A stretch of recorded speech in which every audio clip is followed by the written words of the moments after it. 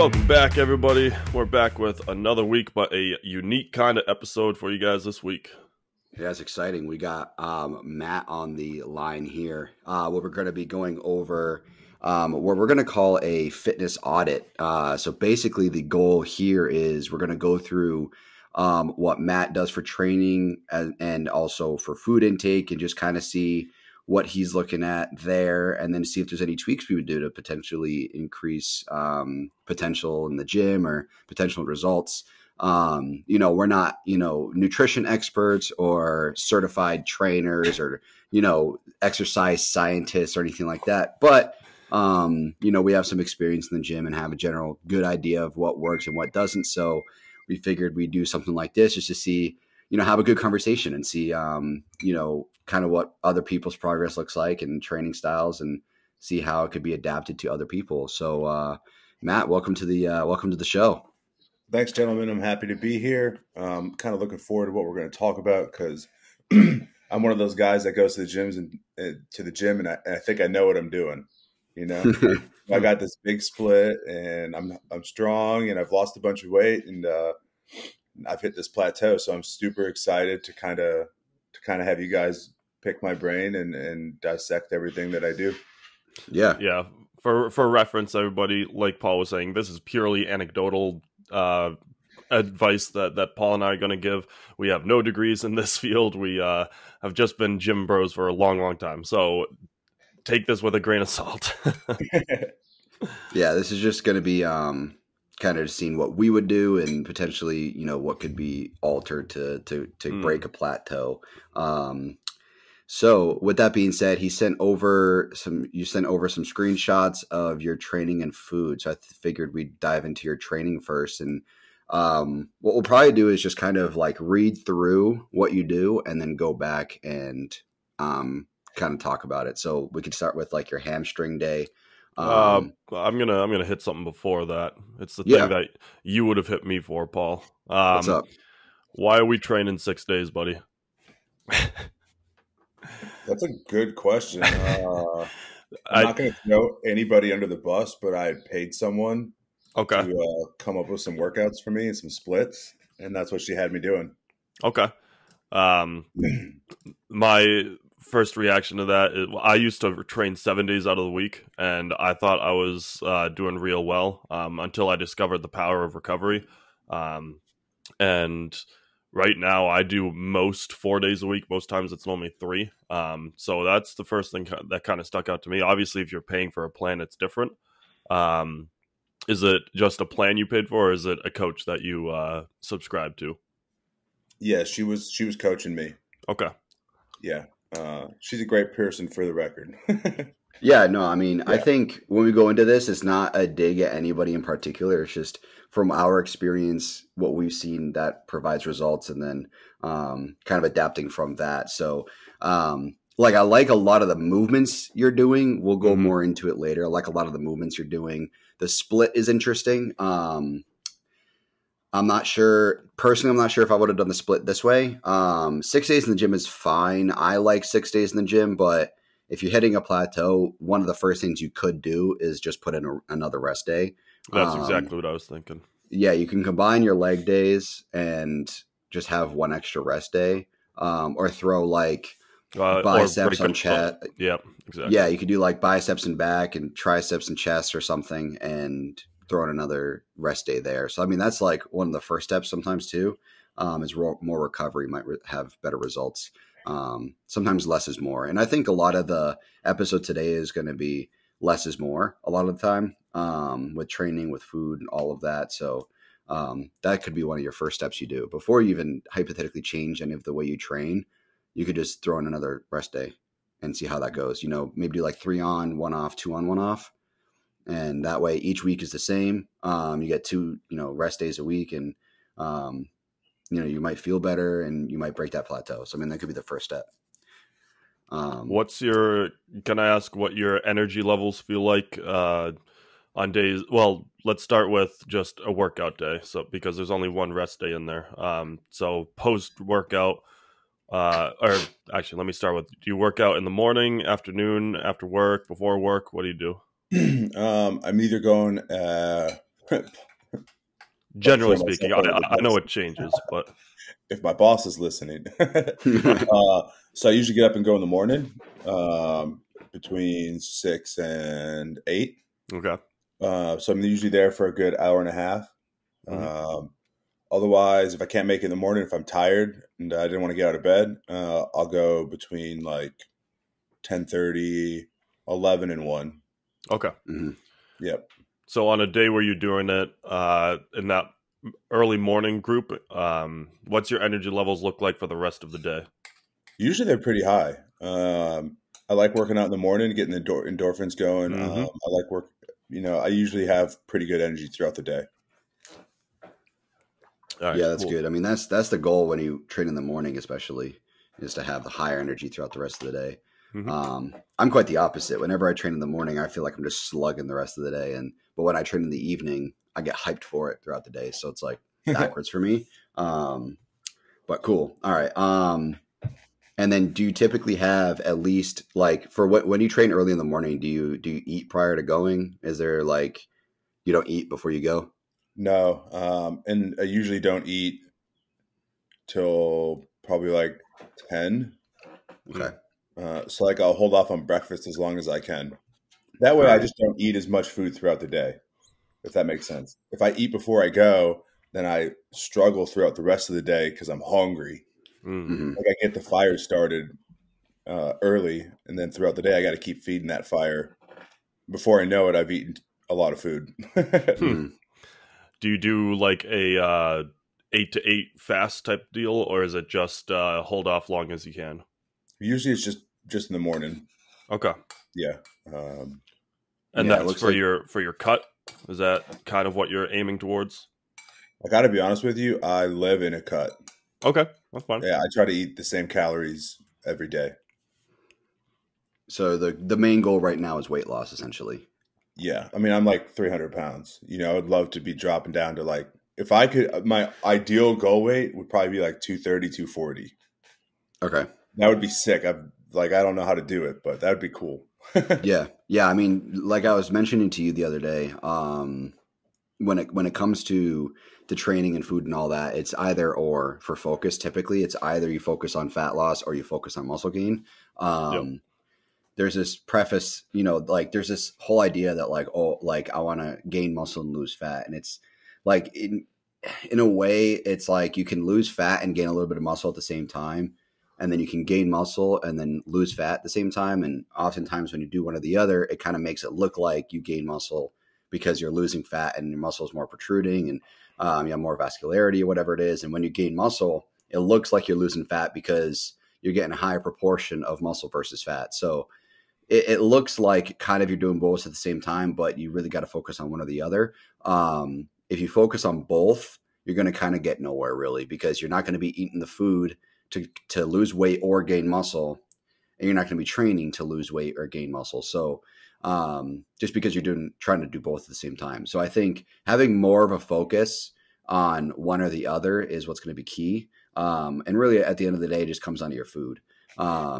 The training you can kind of keep the same between losing weight and then gaining muscles. You can kind of keep it the same. I mean, obviously it depends, like if you're prepping for a show or something like that, that'll add some variability. But when it comes to food, the food is what's going to either put on muscle if you have a calorie surplus or lose fat with a calorie deficit. So to kind of talk about what you're doing in the gym, I think the first step, and this goes for anybody, I think you should have something in your stomach going to the gym. If Yep. you have the purpose of like fasted cardio, that's fine. One of my options for my plan is fasted cardio or post workout cardio. I do post workout because I'm already in the gym, but if I wanted to do fasted cardio, I can. But when it comes to training, your body's going to require that energy and something to digest while you're working out. So I think like a protein shake and like a banana or something like that would be fine. It doesn't have to be a lot, or like even like half a scoop of a protein shake or like a protein bar, and like an apple or something, like just something in your stomach for your stomach to digest is going to be really important. A little bit of carbs to get you through.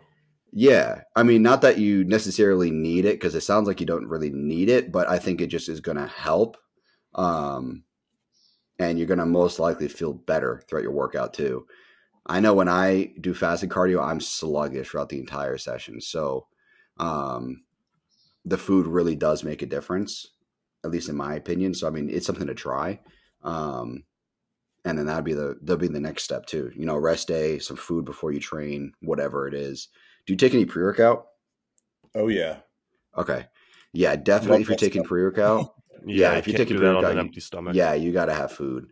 That won't even the pre-workout on the empty stomach isn't even to like worry about physique wise. It's more so your internals, because that's the first thing your body's going to be digesting that day.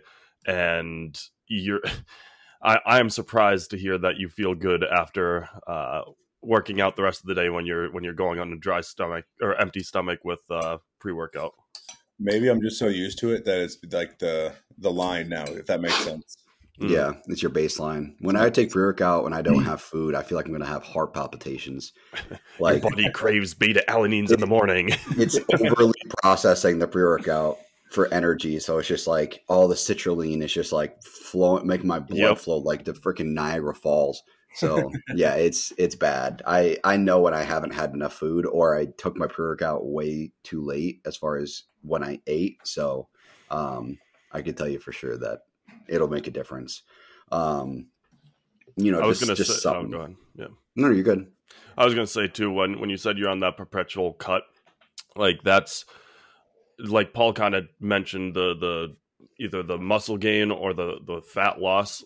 One of those has to be prioritized, because not nobody, but a very small percentage of people will actually be gaining strength as you lose weight, and the people that are gaining strength while they're losing weight are generally, taking a little bit of something on the side, a little ANABOLIC. But and that's not to say not everybody can do it, but it's generally you want to focus on one or the other. And especially if you're focusing on the weight you can move in the gym, like you talked about how you plateaued or you are plateauing and still trying to lose that weight, I would even shift your movement goals, like what you're able to push or pull for weight in the gym. I'd move that to the side and almost go like rep heavy to start to really work on that fat loss and start to drop that weight, because you want to be focusing more on the tone now. And obviously Paul and I come from the biased opinion of bodybuilding, where we want to look as good as we can, but that's where I see as a first kind of change to the goal, because unfortunately it's not really possible to have both. Like I'm the opposite basically of going on a perpetual bulk, just because of how my metabolism works and eating and needing to pack on size. And I love seeing my abs, but I have to prioritize what I want in the gym, and that's size. So I have to say goodbye to those and adjust the diet to properly fuel my system. So maybe a little of reworking of the goal, just to kind of clarify to yourself what you want, is probably a good start.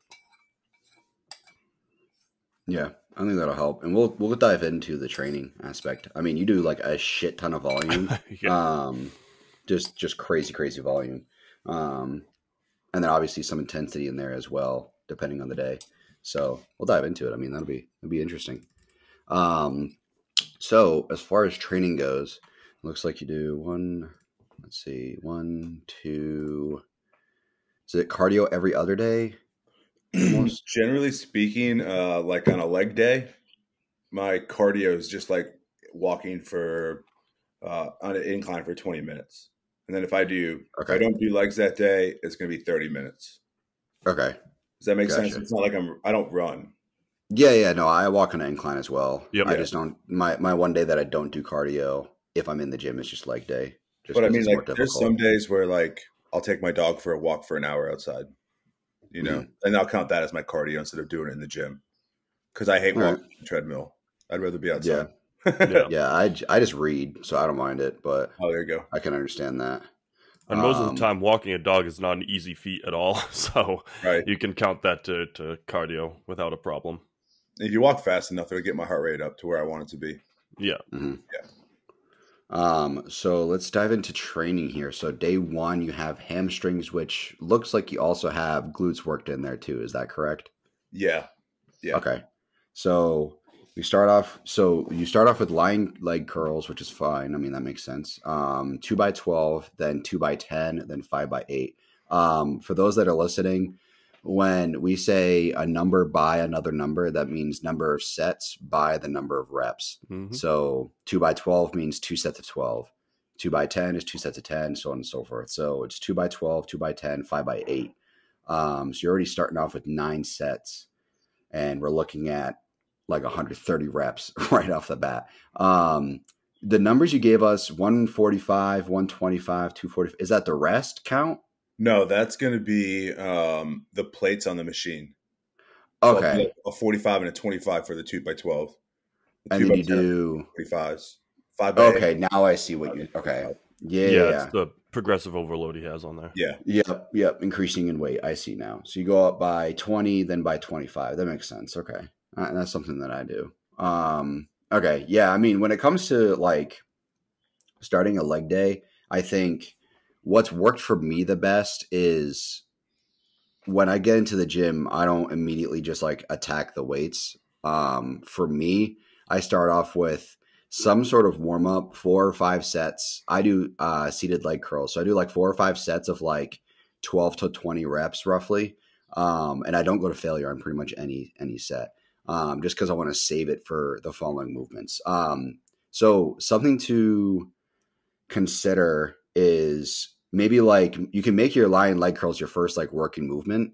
And I would throw in like some like I always get them mixed up. Adductor work, the outside of your legs, just to kind of warm up your joints a bit before like just attacking the leg curls because it looks like you just get straight into it, especially 2x12. Are you going to failure on every set or close to it? The 2x12 and the 2x10 are pretty.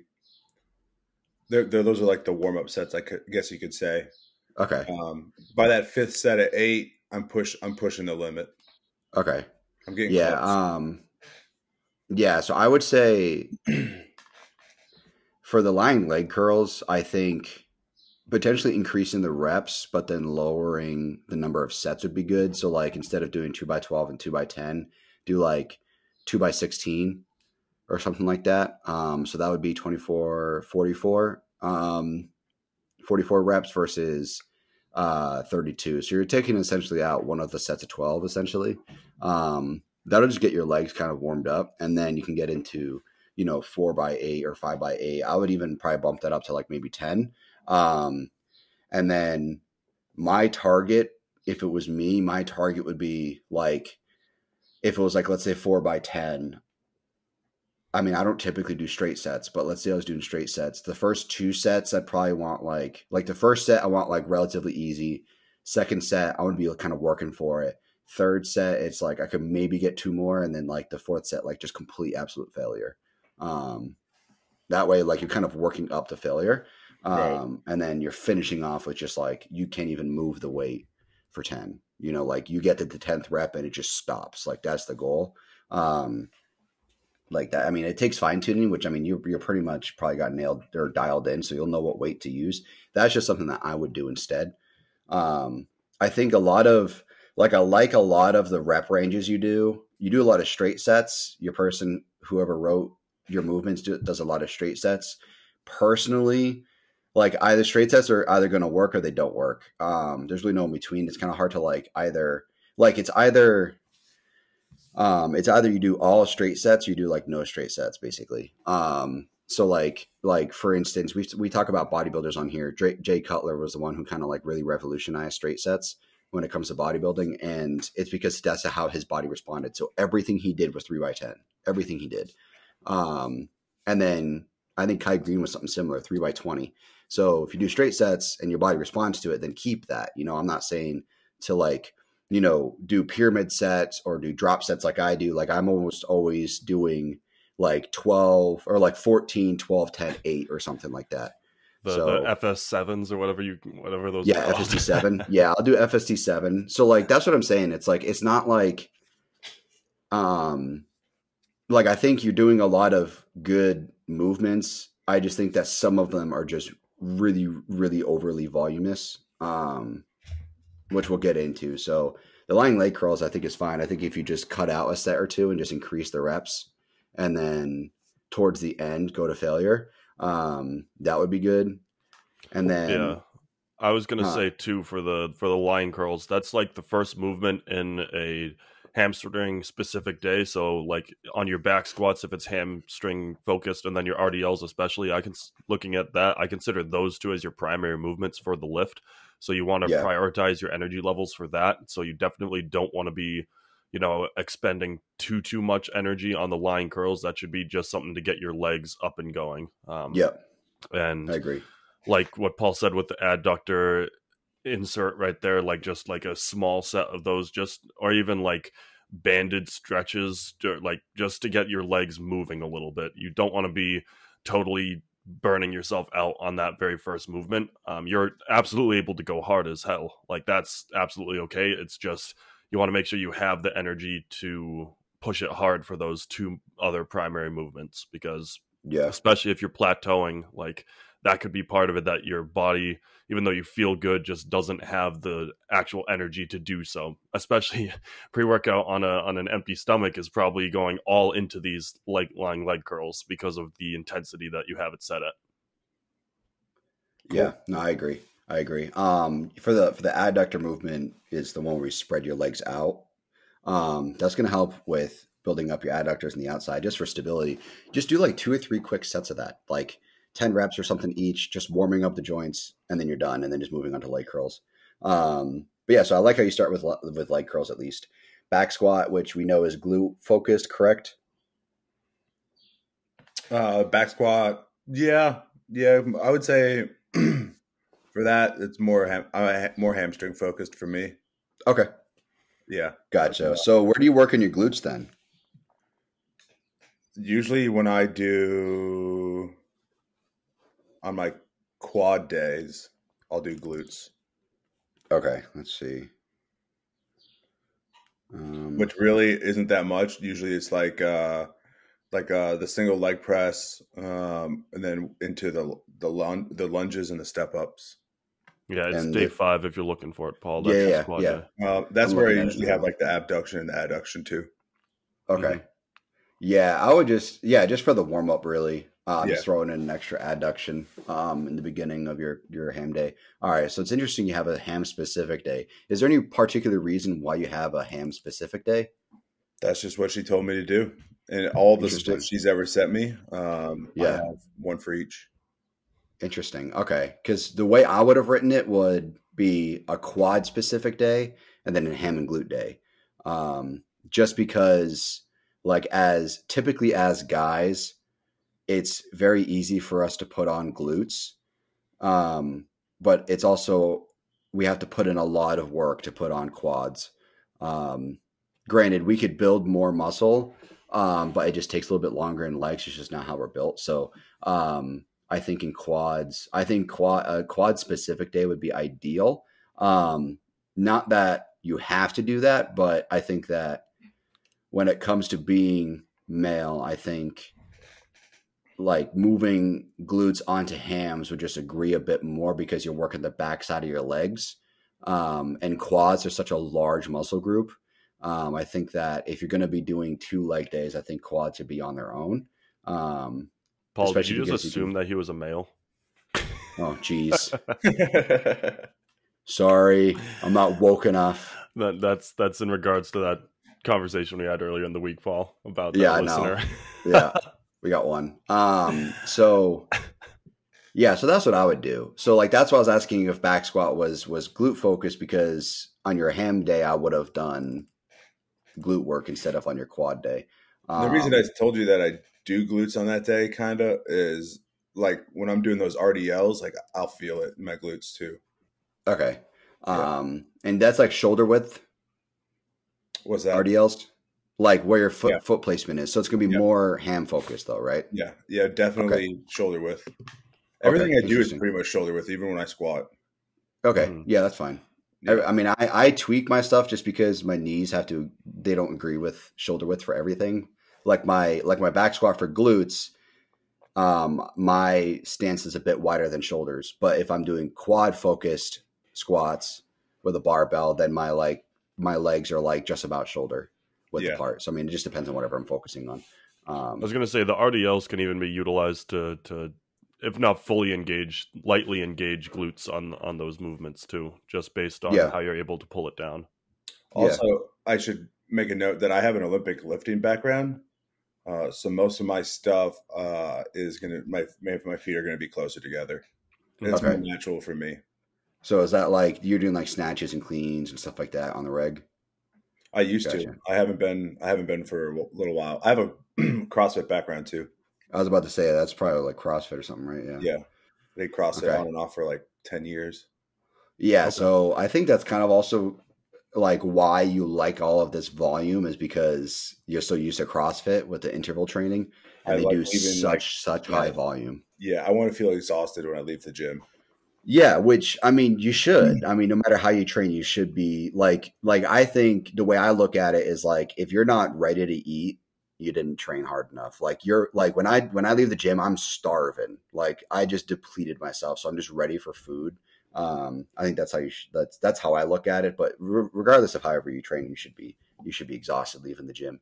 Um, but yeah, so that's probably why you're used to the such high volume. So I mean, one of the things you could do to see if you could just break a plateau is like not necessarily increase the intensity, but just decrease the volume a little bit on a lot of your movements. Like we'll dive more into it, but like so for instance, your back squats, you work to heavy 6 for the day. So how many sets does that typically take? I try to do it pretty quick. Not gonna lie. Okay. Yeah, like No, I'll that's do fine. I'll do a set of 10 at 135. I'll maybe do like a set of 8 at probably 185, and then I'll start doing sixes from 225 up. Okay. Whatever I hit. Yeah, so One, two, three. I would say 4. Yeah, it's usually you get 5 or 6 sets before I hit that top set for the day. okay. And then you drop it by 80, you drop it by 20%. So you drop it to 80% of that weight and then do 6 by 6. Yeah, and I gotta tell you, by the time I'm like set 3, I'm pretty beat. Yeah. Like I'm pushing hard. Sometimes set 5, set 6, I'm not getting 6 reps. Yeah, that's back squats are such a heavy compound movement. I mean, it'll just fry your nervous system. I So, spend a lot of time on that back squat section there. yeah, Yeah. I'm sure. Okay. Yeah, I think that like the my biggest thing with your back squats, if especially if it's ham focused, which so you're doing barbell, I'm assuming barbell back squats. Yep. Okay. Um so one thing to consider is this is just something that I've experienced. I think you guys have one at Empire, Christoph. Is we can do what we could do is take out one of the probably like the dumbbell, for instance, like take out one of the dumbbell RDLs, or no, not even take it out. What we could do is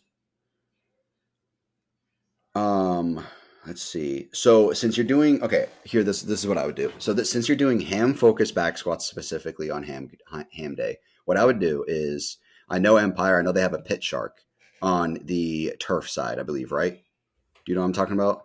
The Yeah. banded squat machine. Yep, I got you. Matt, does that ring a bell? Yeah, but I don't pay for access to the fancy side. Okay, is there a banded squat machine on the other side? I know there's like a shit ton of like equipment.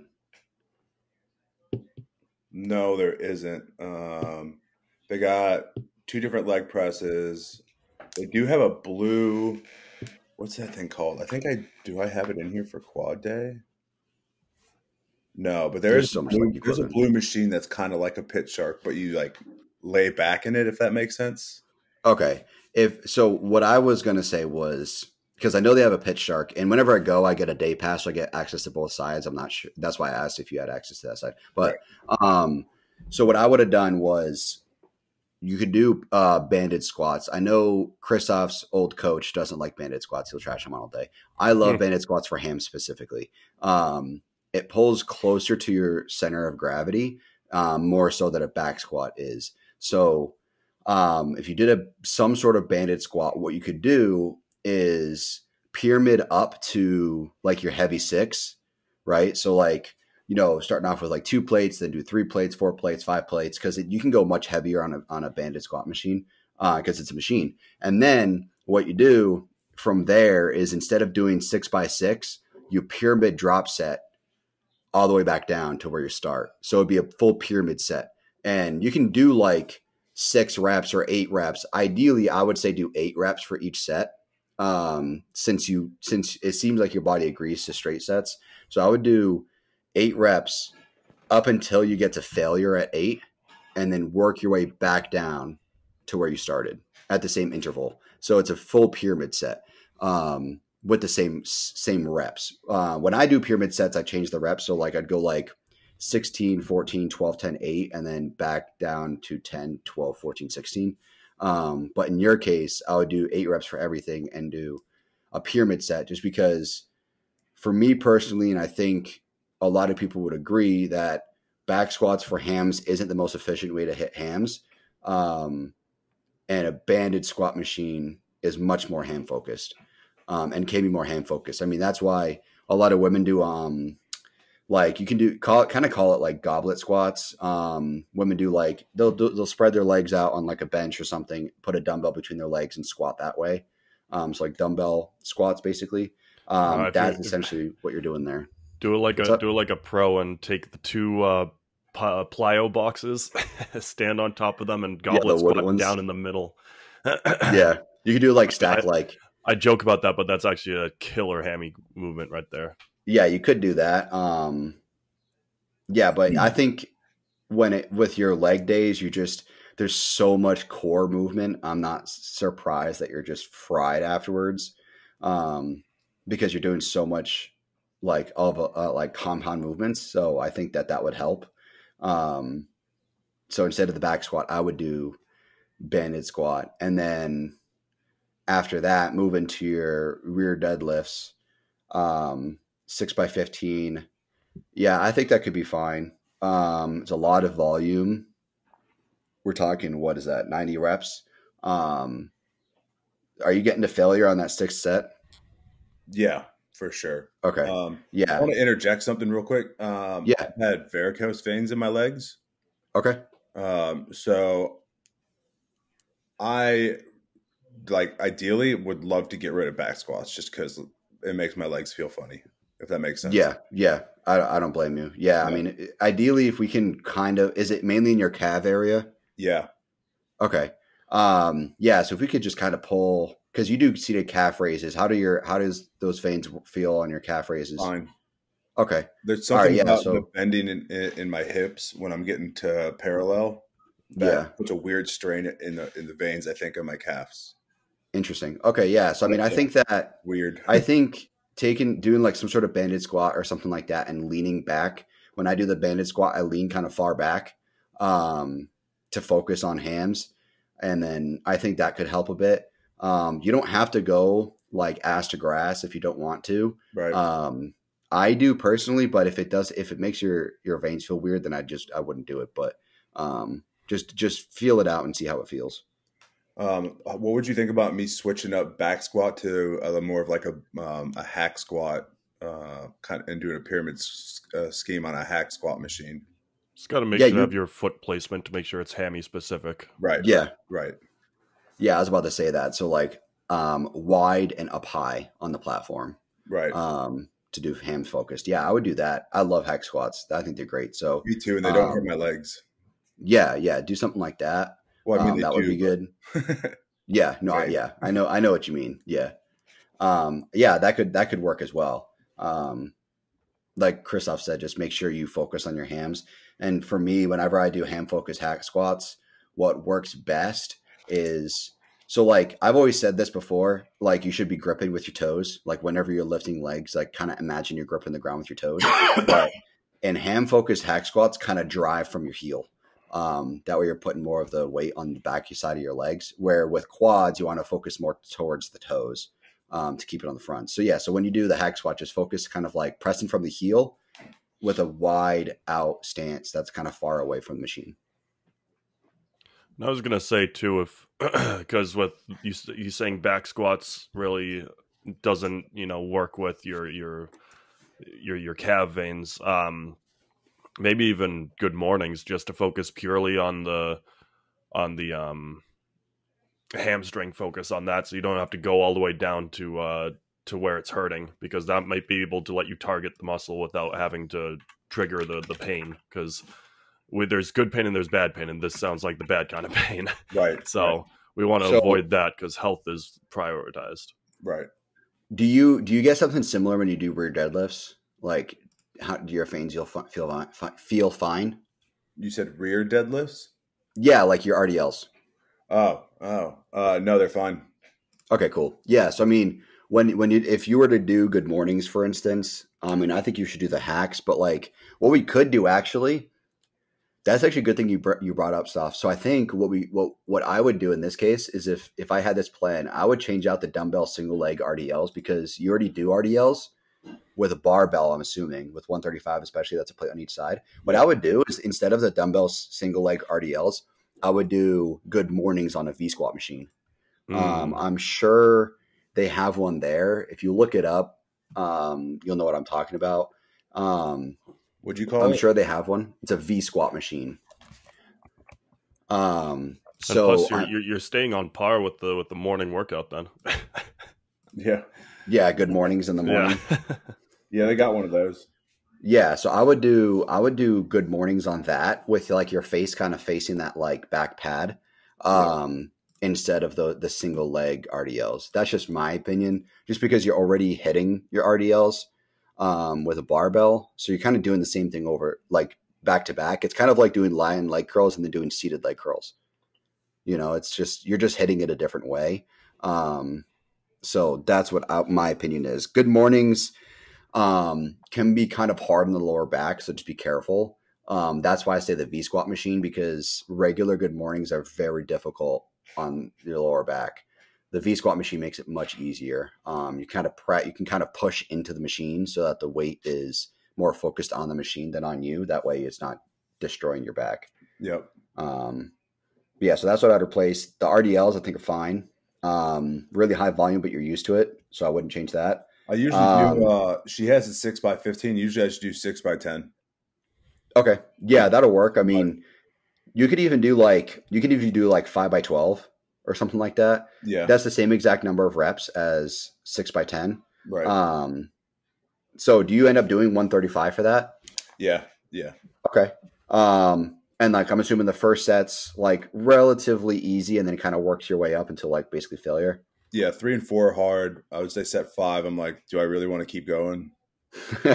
Yeah, so I would say, do like 5x12 or something. Yeah, do 5x12 and do like takeoff. So like do like instead of like a 135-pound bar, do like 125. Like do like a 35 and a 5 on each side. It's a little less weight, but you're going to be doing a little like you're going to be doing more reps per set, but less sets. So I think that could be good. Do you time your rests at all? No, I'm kind of just like scrolling TikTok or whatever, looking at the gym.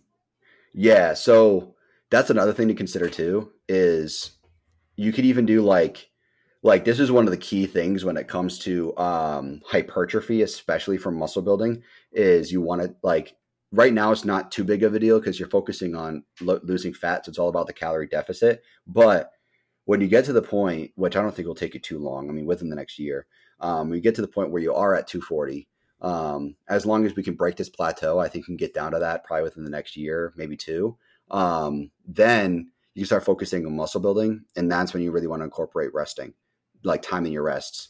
So on average, the most responsive rest time for people for building muscle is typically 30 seconds to 45 seconds.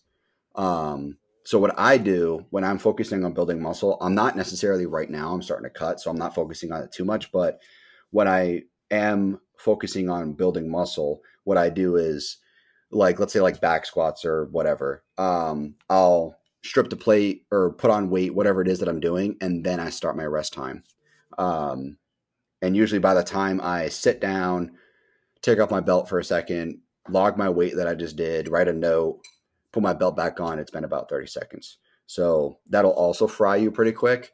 And you can do a lot less lifting if you just timed your rests. But I think with what you have right now, I think you should try to keep your rests no more than probably like 90 seconds in between sets, if possible. Because especially if you're browsing TikTok or something, I mean, it happens to me with my ADD. I like just disappear into my phone, and all of a sudden it's been 5 minutes since I lifted. You know what I mean? So I think just setting a timer on your phone. There's apps that have like that you can track your like training, and when you click that a set is done, it starts a timer.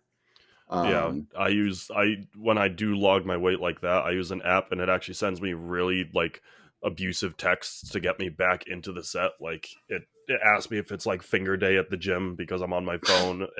It'll send me all sorts of weird messages just to get me back into the movement. But it's super easy to fall into a rhythm of doing whatever you want in your rest time because you don't realize how much time has passed. Like having a quick conversation might seem like 30 seconds or a minute to you, but then you turn around and it's like, oh, hey, like Paul said, it's been 5 minutes or something like that. Yeah. Yeah. That'll increase probably your calorie deficit because you're going to be keeping your, if you keep it at 90 seconds, minute and a half, I think it'll keep your heart rate relatively high. So it'll help with some more calorie burning. It'll probably help me get out of the gym sooner too. Yep. Yes, definitely. That's one of the biggest things too, is that you're just spending so much time in the gym. I mean, you and I have talked about it before, Matt, where like I'm almost never lifting longer than like an hour. Like I did my leg day that I sent you the photo of my leg press. That took me about 75 minutes because it took me so long to add plates and take off plates from that leg press machine. So like that was a big reason it took me so long. And then like my banded squats, I got up to about five plates. So like that took a while as well to like strip the weight, add the weight and all that.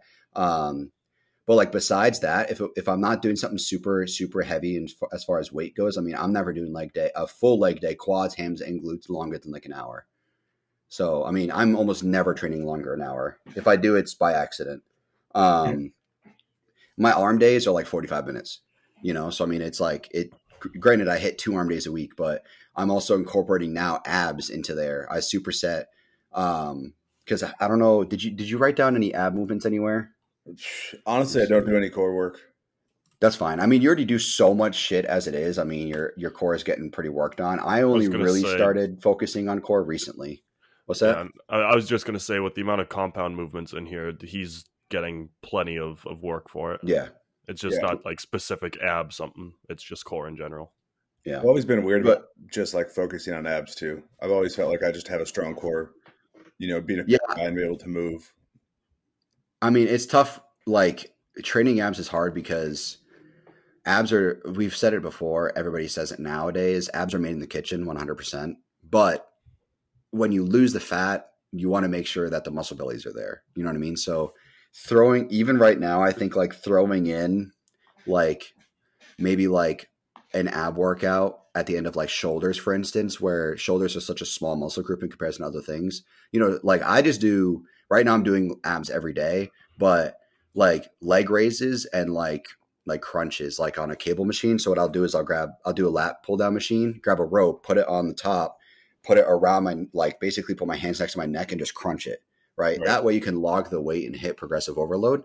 So, I mean, that could help with just building up your midsection a bit. I know you said you're strong there, but I think just hitting that once a week just to make sure you're doing something there will be beneficial. And you don't have to go to just complete failure. Just like log the reps, do the same reps each week.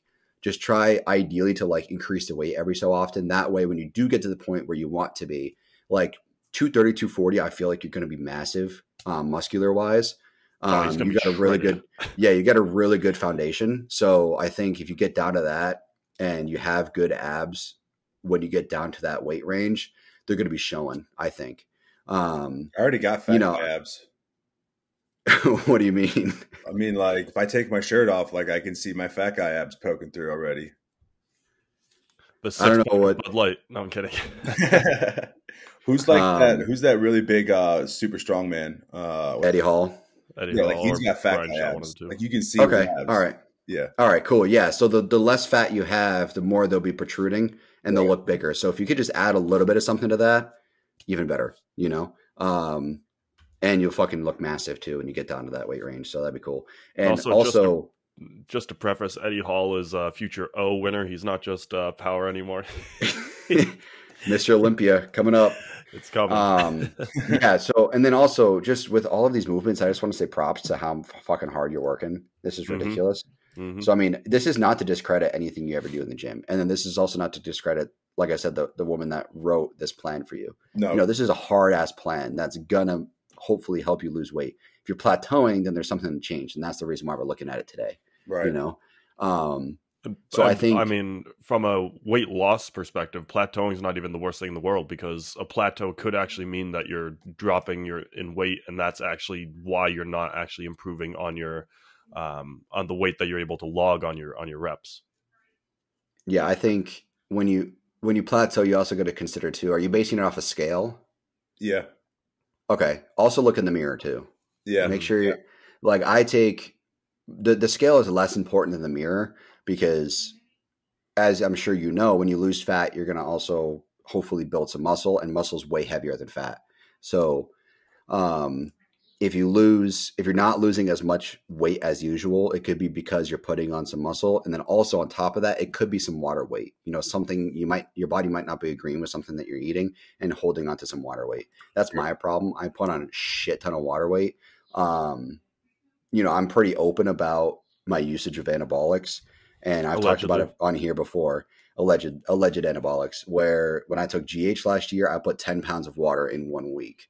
So, I mean, it happens, you know, water weight happens.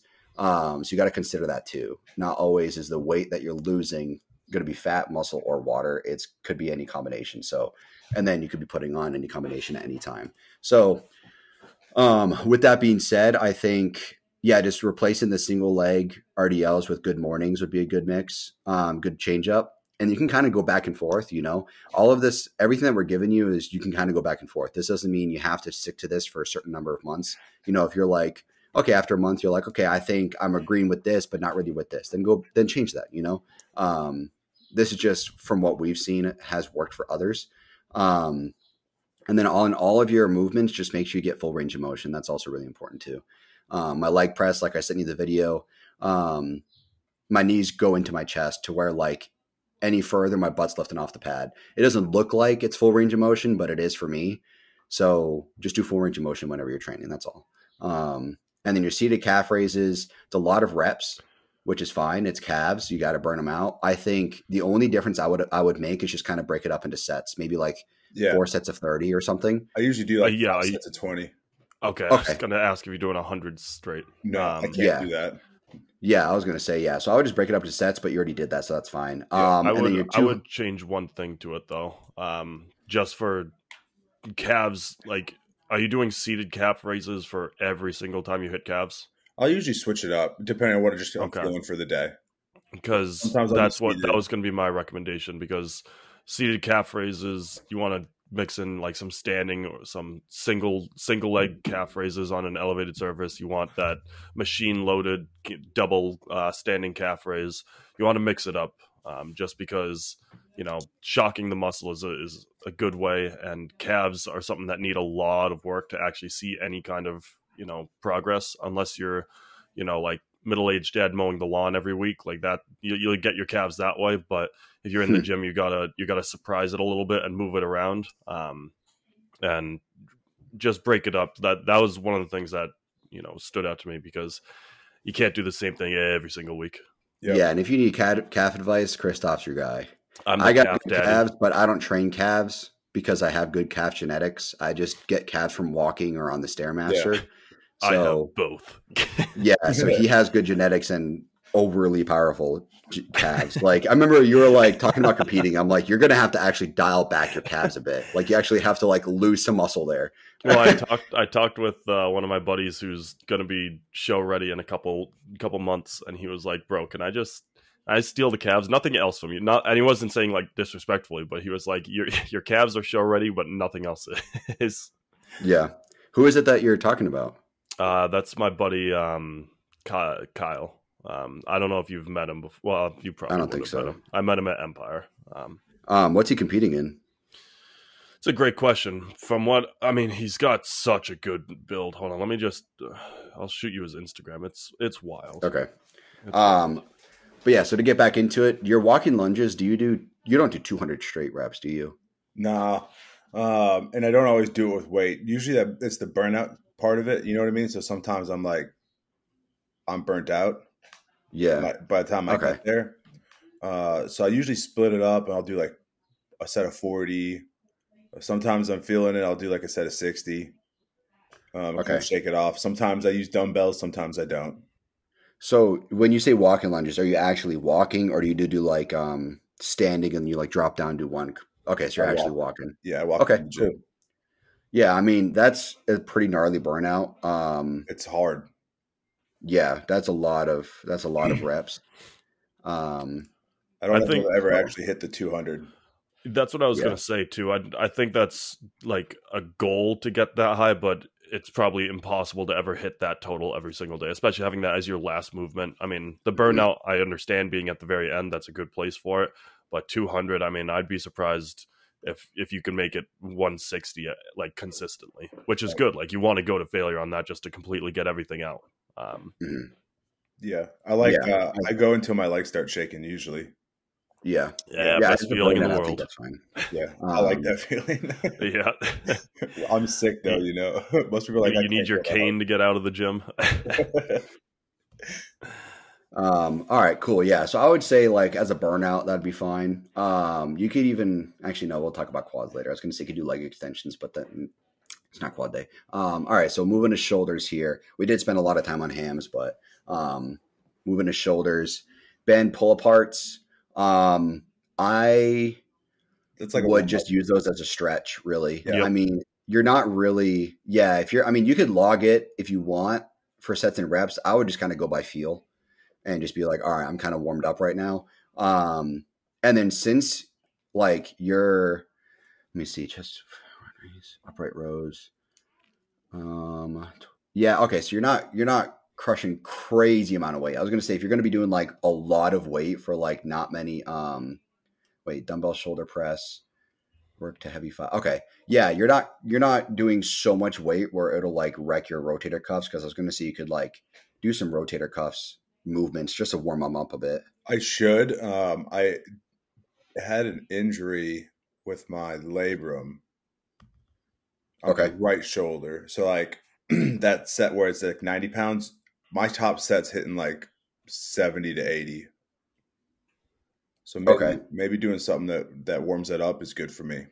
Yeah, you could just do like, so the thing with rotator cuff warm-ups is that guys overdo it so easily. Like literally, if you're going to do cables, do like, don't even put the pin in the cable machine. Like just do nothing.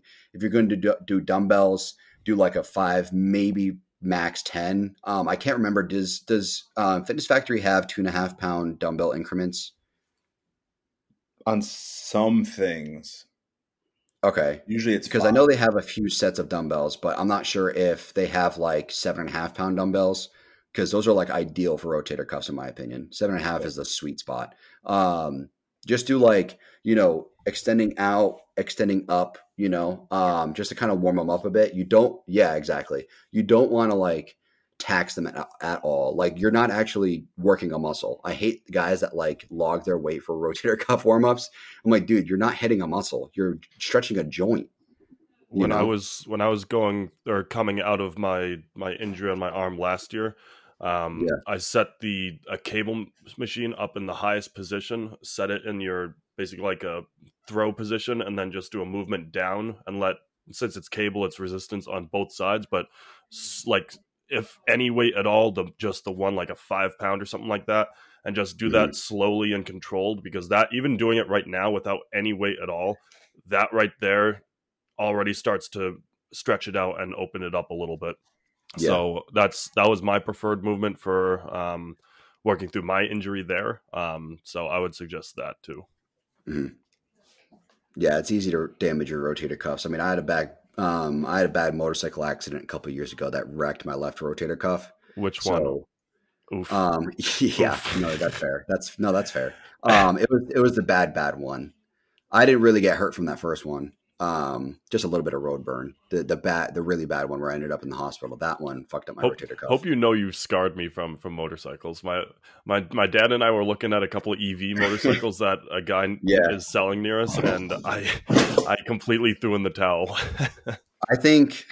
I mean, obviously, motorcycles is a different conversation. My issue was I retrospectively I should have gotten that bike checked out before I ever took it out for a ride. You Um, probably shouldn't have been doing the speeds you're doing, but I mean, I regardless, was only going like 75, 80 when the brake line seized. 75-80 around that Leominster bend.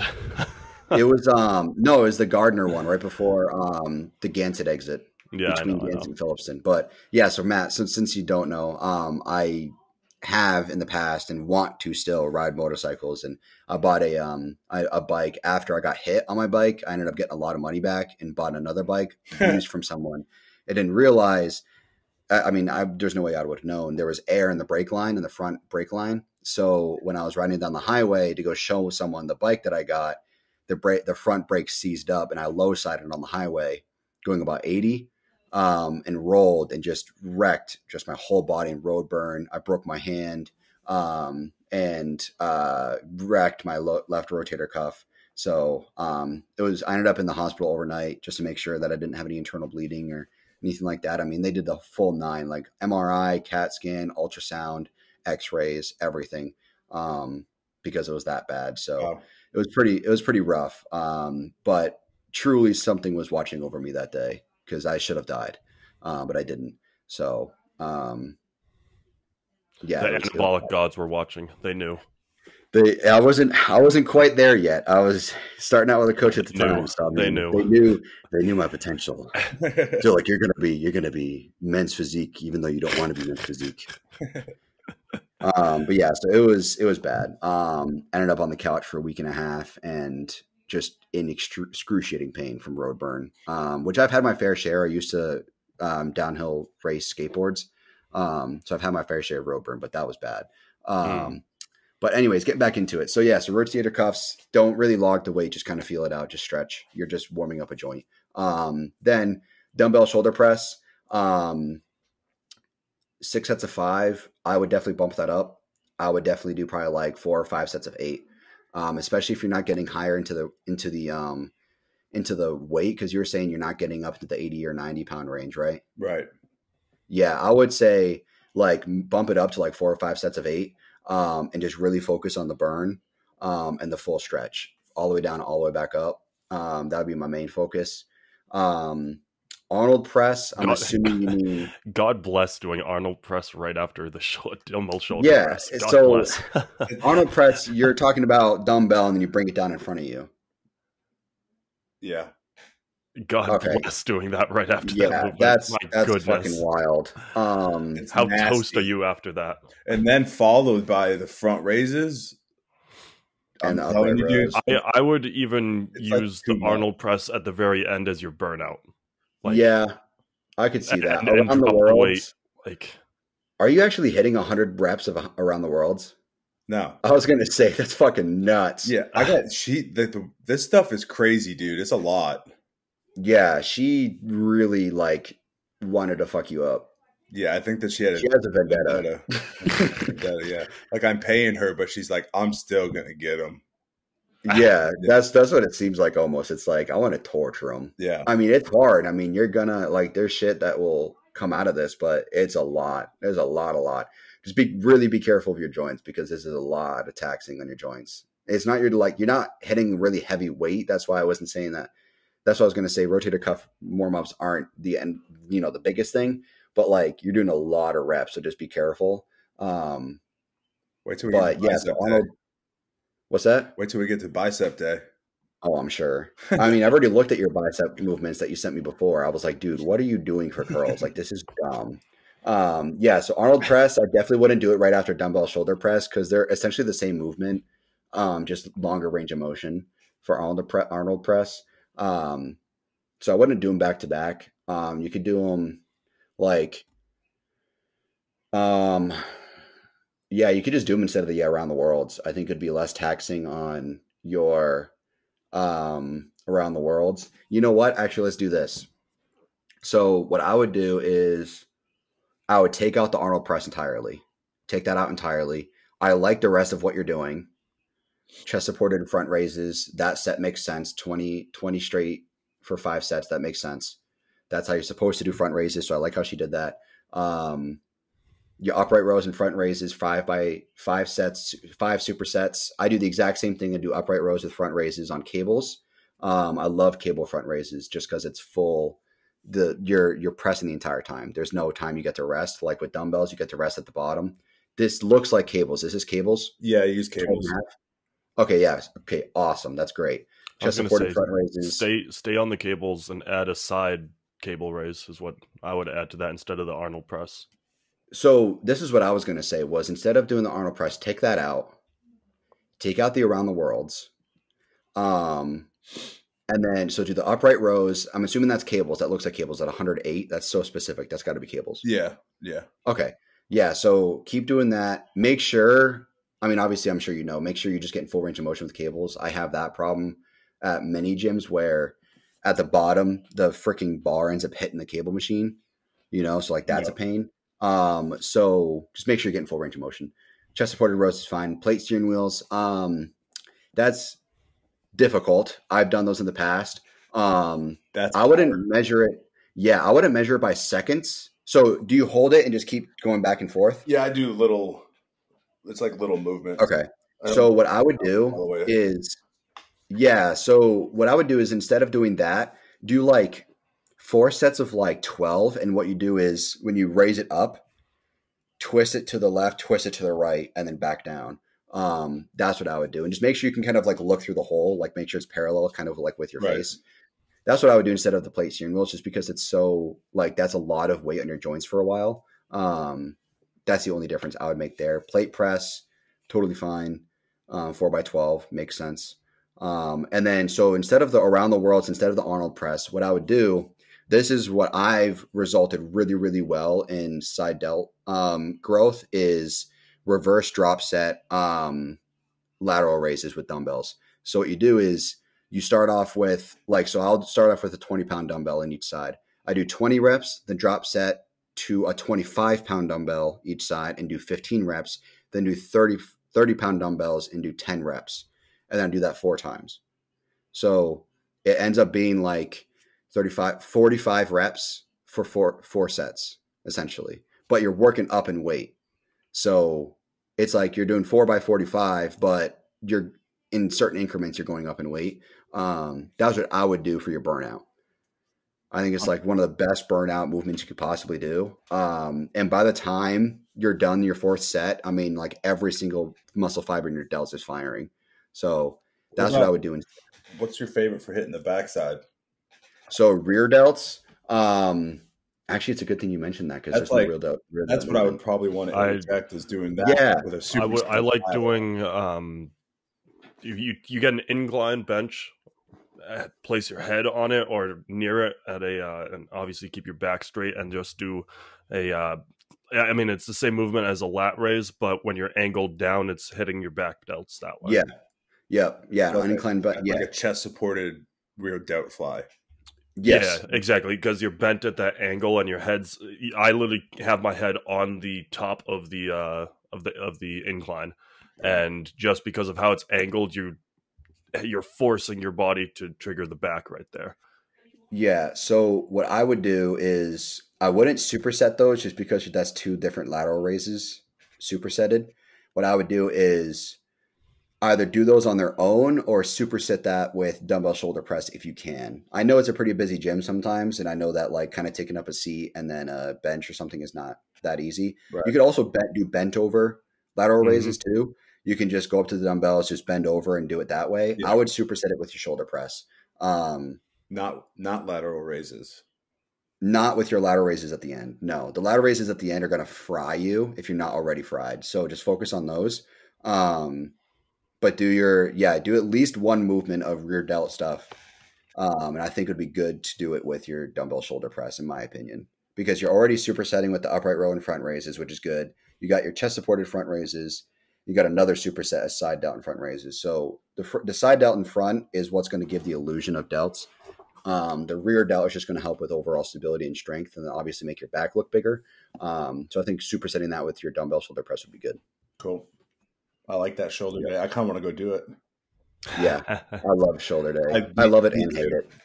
I like when it's like, it looks like I got something growing out of my shoulder. Yeah. I'm at Death Stars. Yeah. More plates, more dates. You got the Death Star delts. Yeah, I'm getting to the point now because of that. I think because of that burnout set, where like I'm actually starting to see some delts. Like I'm walking up, I'm grabbing a plate, and I'm walking up to the like a machine or something, and my delts are just popping out, which is sick. Have you seen the edited picture of Derek from More Plates, More Dates, where his shoulders got edited out, and it's like plate armor?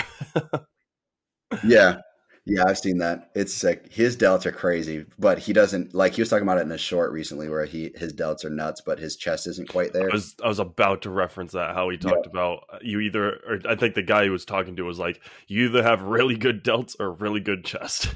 Yeah, no in between. Maybe that's why my delts are shit, because I have a good chest. Yeah, I have decent delts and terrible chest, so I subscribe to that. Yeah, it makes sense that he said it can go the other way, either way.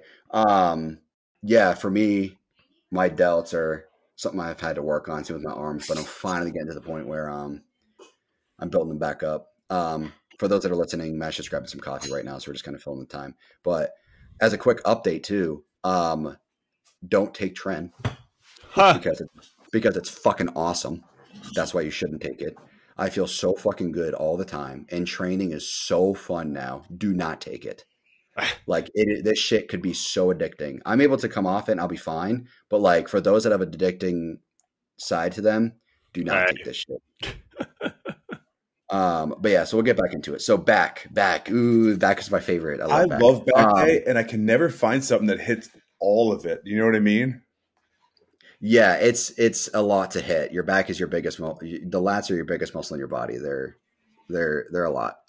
So you do cardio and back. That's tough. I mean, I do cardio and back as well. 5-second pause deadlifts with the knee. So I wouldn't start with deadlifts. That's my first thing. I would swap out the pull downs and the deadlifts for sure. Like just swap them. You don't have to swap them out. Just swap them. So for like lat pull downs, you're doing 12, 10, 10, 8, and then do 5 sets of 6. That number underneath it is like the top weight that I hit 5x6. Okay. Yeah, just the deadlifts are your primary movement. I mean, yeah, a lot, because I mean you do. We all do a lot on back day, but your primary movement is what you want to like fire the most into, and you can't do it off the bat because you have to engage your back a little bit. So the pull downs are even like I would even mix in like or even substitute and bring up your rows if you're doing like a couple warm up row sets, just because the deadlift should be where you're putting your most energy towards. Mm-hmm. Yeah, definitely. Let me think here. So yeah, I would take out the rear delt flies now that you're kind of hitting it on shoulder day. I think when you do shoulder days, you just do shoulders. I mean, you do back, you should do back. You shouldn't really do delts on top. I get why rear delt flies are on it. I get it. I just think for guys in particular, I think we need to focus on back when we're hitting back, just because it's such a large muscle group. So yeah, so I think a lat pull down start would be good. And then potentially like you could even do like 14, 12, 12, 10, and then do like 4 sets of 8 or something at the end. So that you're not doing so much weight, but you're definitely warming everything up pretty well. And then maybe get into failure towards the end. That's ideal because like Stoph was saying, focusing on your deadlifts is definitely key. Would you be doing a wide grip or a closer grip? It just whatever your body responds to the best. Some like mine kind of more agrees with like Like if I'm doing a warm up for a pull down, I do like a narrow grip, kind of like a V attachment. But like you could also like I also respond really well to a neutral wide grip for me personally. So it just whatever you agree with. Um, Do deadlifts hurt the because you mentioned the calf issue from back squats? Do deadlifts hit those at all or no?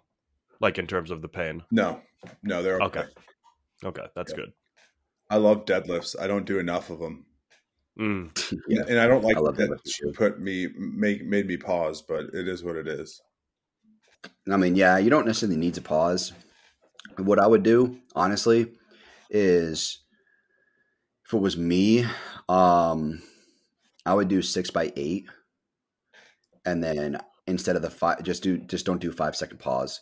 Um, One thing you might like, I don't know if you've ever tried it, is rack pulls. You ever done rack pulls? Yeah, I like rack. Love rack pulls. Okay, so you could do that, and I mean, granted, if you pause at your knees, you wouldn't really be.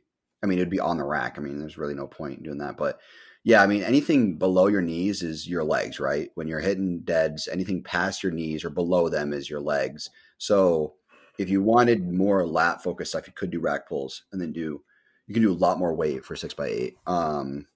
Yeah, I think You could do that. I think doing rack pulls would be good. Yeah. It'd also probably be better. Not that you're saying there's pain, but it would be better on your calves. Um, because you're not working your legs at all and you're not getting super low. So that'd be good. That'd be good for your second movement. Then you get into your chest supported rows, work to heavy 8, and then 6 sets of 8. So what's the 45, 25, 5? Is that what is that? Is that plates or That's a good question.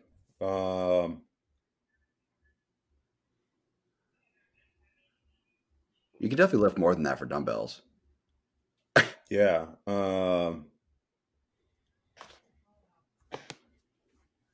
That's going to be. Is that rest times? It's like a T-bar kind of chest row. Does that make sense? Like Okay. pendulum, Yeah. where you like the bench is like this, Yeah.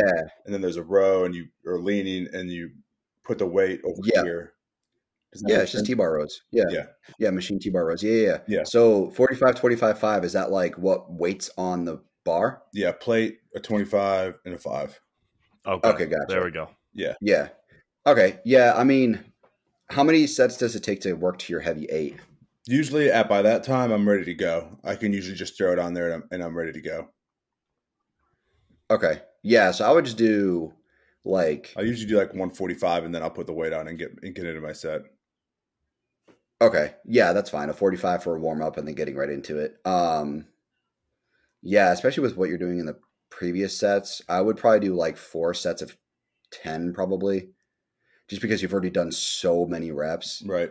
So I think your biggest thing right now is just trying to like not push too much weight because you've already done a lot of weight, not reps, a lot of weight in the previous movements. So get in some more reps, but not absolute fry your system. So get a good stretch like all the way down, and then really pressing all or pulling all the way back up. And what you can do, because like okay, you're doing low rows. Okay, yeah, so never mind. Yeah, so that'd be good. You could even do like because I don't really see it here. Depending on your lat pull downs, you can even do like for the T-bar row, you can do like a really wide grip to focus on your teres major and minor, which for those that are listening, that connects your lats to your delt. That'll help with width. So you could do that because you're not really hitting them. Depending on your lat pull down, how you do your lat pull down, you're not really hitting them too hard. So that would be kind of fresh. Yeah. So if you, That's yeah. So I mean, depends on, yeah, when you do your lat pull down, it just depends on how you're pulling it. Yeah. So like you could, with my muscle connection, you could pull it really from anywhere for wide grip lat pull downs. I was going to say you could do lower lats with the chest supported T-bar row, but you're already doing a low row, which kind of hits your lower lats if done properly, Yep. which I'm sure you are. So that's fine. Chest supported row. I would do, because I know Fitness Factory, I would do, I don't know how you feel about it, that black chest supported row machine that has the different pins on it. Yep. I would do that with like a wider grip. Yep. That's nasty. That's what I would do. I love that machine. That's why I'm going there today, is for that incline bench. Really? Like, I love that incline bench with the 3 pins. You can change where the weight is displaced. Yeah. Oh, I can't wait. I love it. So yeah, so I would do that machine and then just do a wider grip. And then I would focus more so on, when you're putting the weight on, obviously you want to focus on the middle, but put like a 25 on the bottom rung, so that way the squeeze is harder and then the stretch is easier. So you can stretch out nice and easy, not a lot of taxing there. And then when you squeeze the top for the contraction, you can really press that in there, you know? Yeah. That's what I would do. Cool. I'll play around with that.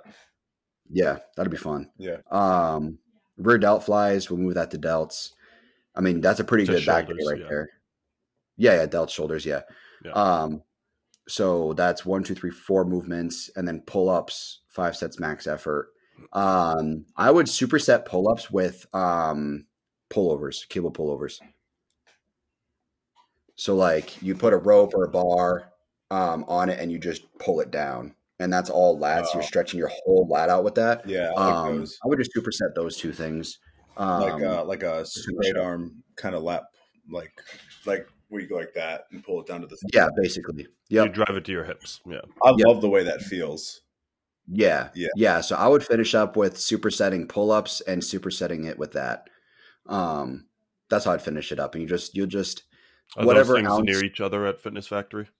Yeah. I mean, I'm sure a cable machine has a pull-up attachment thing on it. Yeah, there's a few. There's a few options. It wouldn't be hard to superset it. Because you don't want to be that guy that's running a superset across the gym and making people go, no, you can't do that. I'm supersetting right now. Yeah, that's what I would do. Superset that, and then that should be your back day. That's a good back day. As far as the superset goes for that last one, so the low row, sorry, we didn't even touch on that. Low row, 4 rounds, 8 with left arm, 8 with right arm, 10 together. Is that reps? Yeah. So you do... It's a lot. 16, 26 times 4, 104 reps. Okay, so you do four sets of 8 with each arm, and then 4 sets of 10 together. Yeah, but I'll do 8, 8, 10. Okay, and I usually go a little bit lighter, so that by the time I'm getting to that 10, it's like kind of like a burnout, if that makes sense. Yeah, and is the machine, is each arm independent when you do single arm? Yep. Okay. Yeah, so I mean, what I would do is like. And then the 245s and a 25 is like the weight on each side. Yeah. So what I would do is, instead of doing 4 rounds of 10, I would do 2 rounds of 10 for both arms. Or what I would do is you do the 4 sets of 8 for each arm. And then on the last set, do a drop set twice, do 2 drop sets. Gotcha. And go to failure with both arms. Or you could even do it where like you do 6 sets with single arm, but then no, that's how I would do it. Yeah. Do 4 sets of 8 each arm and then do 2 drop sets together. Probably keep the same weight because you're going to be kind of fried. So just go to failure. You're going to get more reps than 8 most likely, but just go to failure. That's what I would do. Just go until you just literally can't even lift it anymore. Yeah, I like that. Yeah, so that's what I would do there. And then that's your back day. I was going to say, it looks pretty good. Yeah. Overall, it's a good back day. I just would change. Most of it was just changing where things are. Yeah. And then just suggestions on like failure sets instead of finishing off with 8 or something. Yeah. That'll work. All right, so chest. This would be fun. This is the Paul specialty right here. Yeah. It's my strength. Your bench is fucking nuts. That's a lot. That's a lot for bench. I think that she programmed lots of high reps like that. I don't know why. Why would she? Why would that happen? Why would she do that? You know? I don't know because I've never seen her do a chest day, for the record. So it may be that she doesn't have experience. Yeah, for women, it's very difficult to build chest. They're like built not to, actually. Literally, they're built to have fat on their chest, so it's very difficult for women to build chests. So they have to hit it very differently. For us, I mean, especially considering you're talking about barbell here, I would probably do 5 or 6 sets at the most, and do like maybe like 8 to 12 reps per set. Whatever rep range you want, I would do like 5 or 6 sets at the most, and kind of like work your way up in weight. So like don't do like 225 for every set. Do like 225, then like 235. Like it kind of says there, like slowly work your way up. Yeah. And then finish off with like 8 or 6 or whatever it is. That's kind of up to your discretion. I think you just should feel it out because it's going to be so heavy on your shoulders. Just be sure that you're not taxing your shoulders too much. Like bench is really one of those things you got to really pay attention to your joints. So when you're hitting bench, you want to make sure that, like, one way to look at it too is, like, let's say you're doing like 8 reps or 10 or 12 reps, whatever it is. When you're at the top of the rep, almost imagine you're pulling the bar together. Like try to like squeeze the bar between your fingers. You know what I mean? Like you're at the top and you want to pull it this way, like towards the middle. It'll help with concentration on your chest, and that'll make it harder. So if you do that, pause for a second, squeeze, and then bring it back down, and then make sure your shoulders are kind of almost like a 45-degree angle when you're hitting bench. That would be good. I mean, you've done Olympic lifting. I'm sure you know what you're doing with bench, but that'll help with focusing on chest, because that's a lot of sets and a lot of reps for bench. That's too much, in my opinion. Okay. You said you focus on doing a higher rep range, right? Yeah, you could. Absolutely. I mean, for bench, I think if you're doing barbell, I think that 14 is kind of like the top. I think anything more than that, you're kind of wasting your time. Yeah. So I wouldn't really do more than 14, but I wouldn't really do any less than, personally, I wouldn't do any less than 8, just because anything less than 8, you're risking an injury. That's just me personally, but it's up to you. Whatever your body responds to. You could push more weight at a 4 to 6 rep kind of range, right? Yeah, you push more weight and you'll fry yourself without realizing it. All of a sudden you're failing the rep, and now you got more weight on you than you did before. Yep. So it's just a little more dangerous. That's all. So yeah, that's what I would do. Moving into dumbbell incline bench. Let's see. I'm trying to see what else you do. V-bar, underhand straight bar. Oh, okay, so this is triceps. Yep. Okay.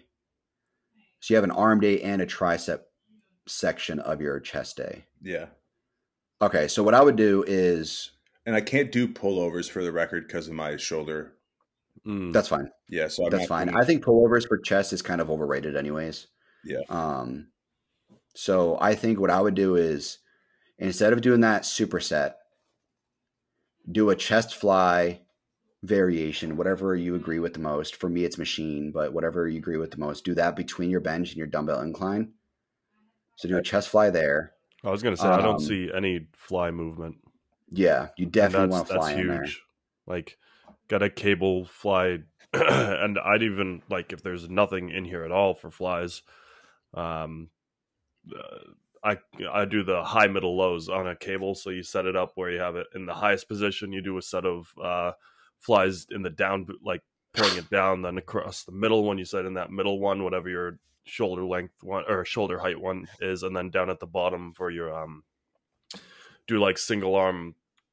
What the fuck, Paul? You had me doing them. I forget the name of it with the like single arm, kind of like front, upper chest front raises, basically. Yeah, you go across your chest, because you can then eliminate the pullovers by doing that, because that gets your upper chest right there. Yep. Yeah, that's what your pullovers are doing really anyways. So yeah, and those are good on your shoulders. And that's what I mean. It's better for the injury prevention on that shoulder. Right. Yeah. If you're going to do that, just be careful of the high flies. Those can be kind of taxing on your shoulders.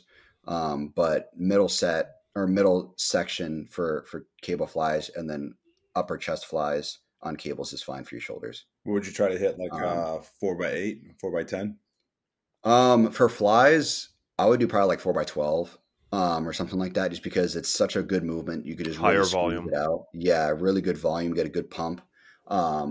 And just really just fry your chest with that. And then your dumbbell incline bench, 4x10 is fine. I think that's fine. You don't really got to change that. Just be careful of your shoulders. Anything dumbbell for chest is hard on your shoulders. Just be careful of that. Let me look at your arm day real quick for a second.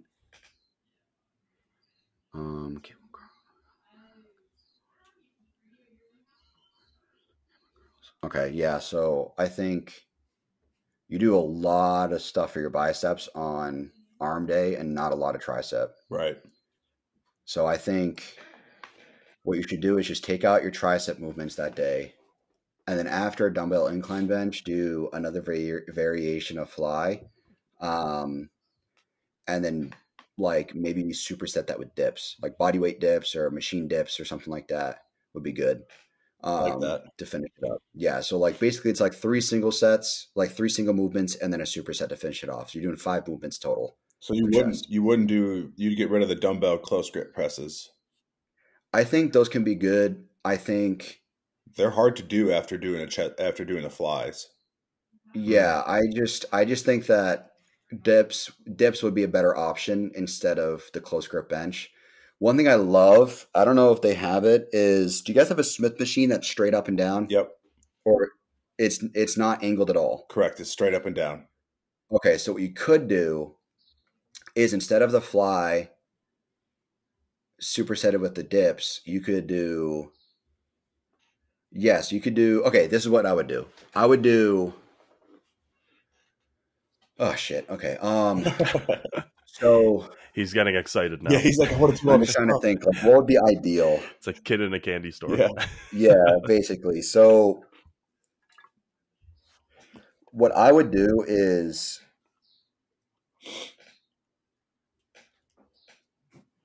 okay, this is what I would do. If it was me, I would do the bench, then I would do machine flies, then I would do the dumbbell incline bench, then use that straight up and down Smith machine, grab the close grip lat pull down attachment. It's like a V and your hands are kind of close together. Yeah. Flip that upside down, go under the Smith machine, and you want to press. So it is close grip bench, kind of like what she has with dumbbells, but you're pressing the Smith machine with that attachment. I could send you an example after this episode. Yeah. After we record. I'll send you an example of what I'm talking about. Yeah. So basically, what you're going to be doing is you're going to be focusing on the middle of your chest, the separation between your pecs when it comes to that movement. That's going to be really fun. You're going to like that a lot. I love that movement, but the gyms I go to don't have angled Smith machine. So, or they have angled Smith machine. Oh, yeah, you can't really straight.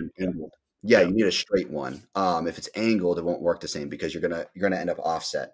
So do that and then superset that with dumbbell or cable if you can, upper chest flies going across. I gotcha. Yep. So that's what I would do. That would be a really fun chest day. Would you do like for each of those would be 4x10, 4x12? So for the superset, I would probably do 4x10 for the bench, and then probably like 4x12 for the fly. Cool. So that'll be a fun chest day. Yeah. You'll have fun with that. Yeah. Chest days are always fun. You'll have to send me a video of that V-bar. I'll even, since you say that, I'll probably end up doing that today. I'll just send you a video of what I do. Like, how do you attach the little V-bar thing to the... So it's kind of tricky. It sounds dangerous. I got Joe Aesthetics does it. I'll find it real quick.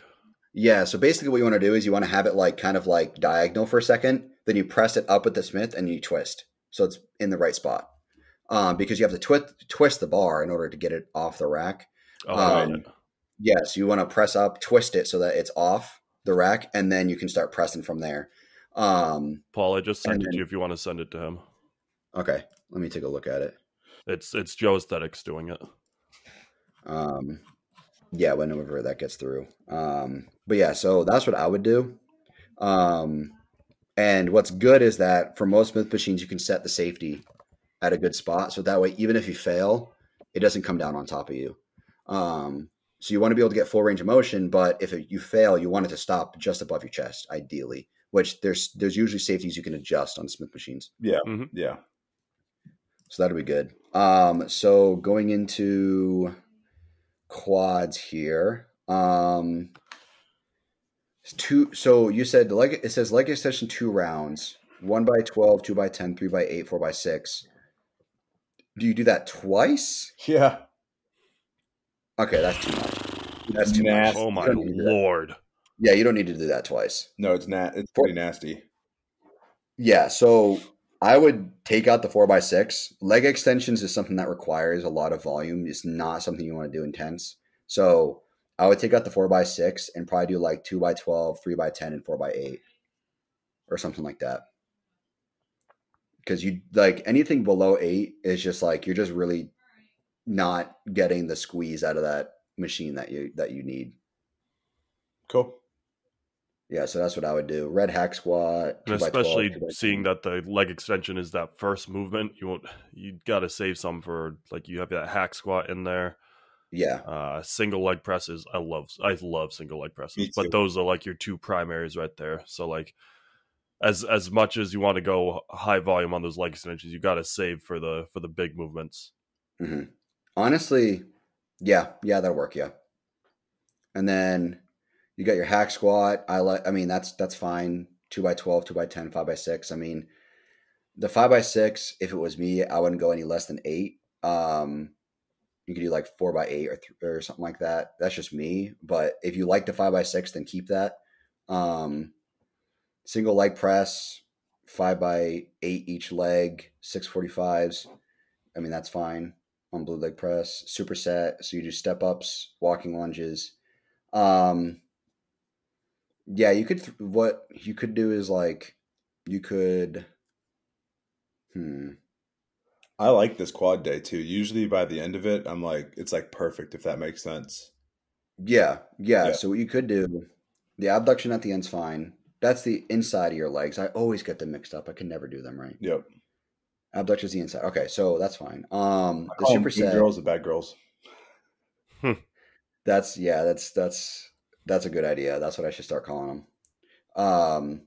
So for the superset, instead of the step ups, because it's kind of like, to me, I think your walking lunges can kind of essentially do the same thing as long as you just focus on your glutes. You're kind of doing the same movement in a sense. Right. You're pressing from your glutes. So I would just, instead of the step ups, I would do like a goblet squat or something like that, or maybe like a, oh my gosh, why am I drawing a blank on what it's called? Sissy squats. Sissy squats. Yes, perfect. I would do sissy squats or something like that. Supersetted, just to kind of like squeeze it out. Like you don't got to do you really don't got to do weight at all, just so that you can just get the blood flowing at the end, just kind of burn out your quads towards the end, and then you'll do that with your walking lunges, and then your abduction will be kind of like your cool down. That's what I would do, and that'd be a good quad day. I was gonna say it mostly looks good. Like I would just really focus the energy towards the hack squat and the leg press. Yeah, leg extension, take out the 4x6 and just do 1 round. 2 rounds, that's wild. How many sets is that? Hold on. That's 5. I mean, she's talking from, 15. So like the leg stuff is like, she kind of overdoes it, but that's also like, 30. Typically that's how women do it. They really overdo the legs. Like 20 sets. That's their whole focus. Yeah. 30 sets. That's absurd. Fucking crazy. Absurd. Yeah, you're walking out there and you don't even have to jiggle your leg. Your whole leg just the quad pump after that, my lord. That could be just your workout right there. Just do 30 sets of leg extension, go home. My veins are pumping. Yeah. They're I can see them halfway through that last round. Yeah. Yep.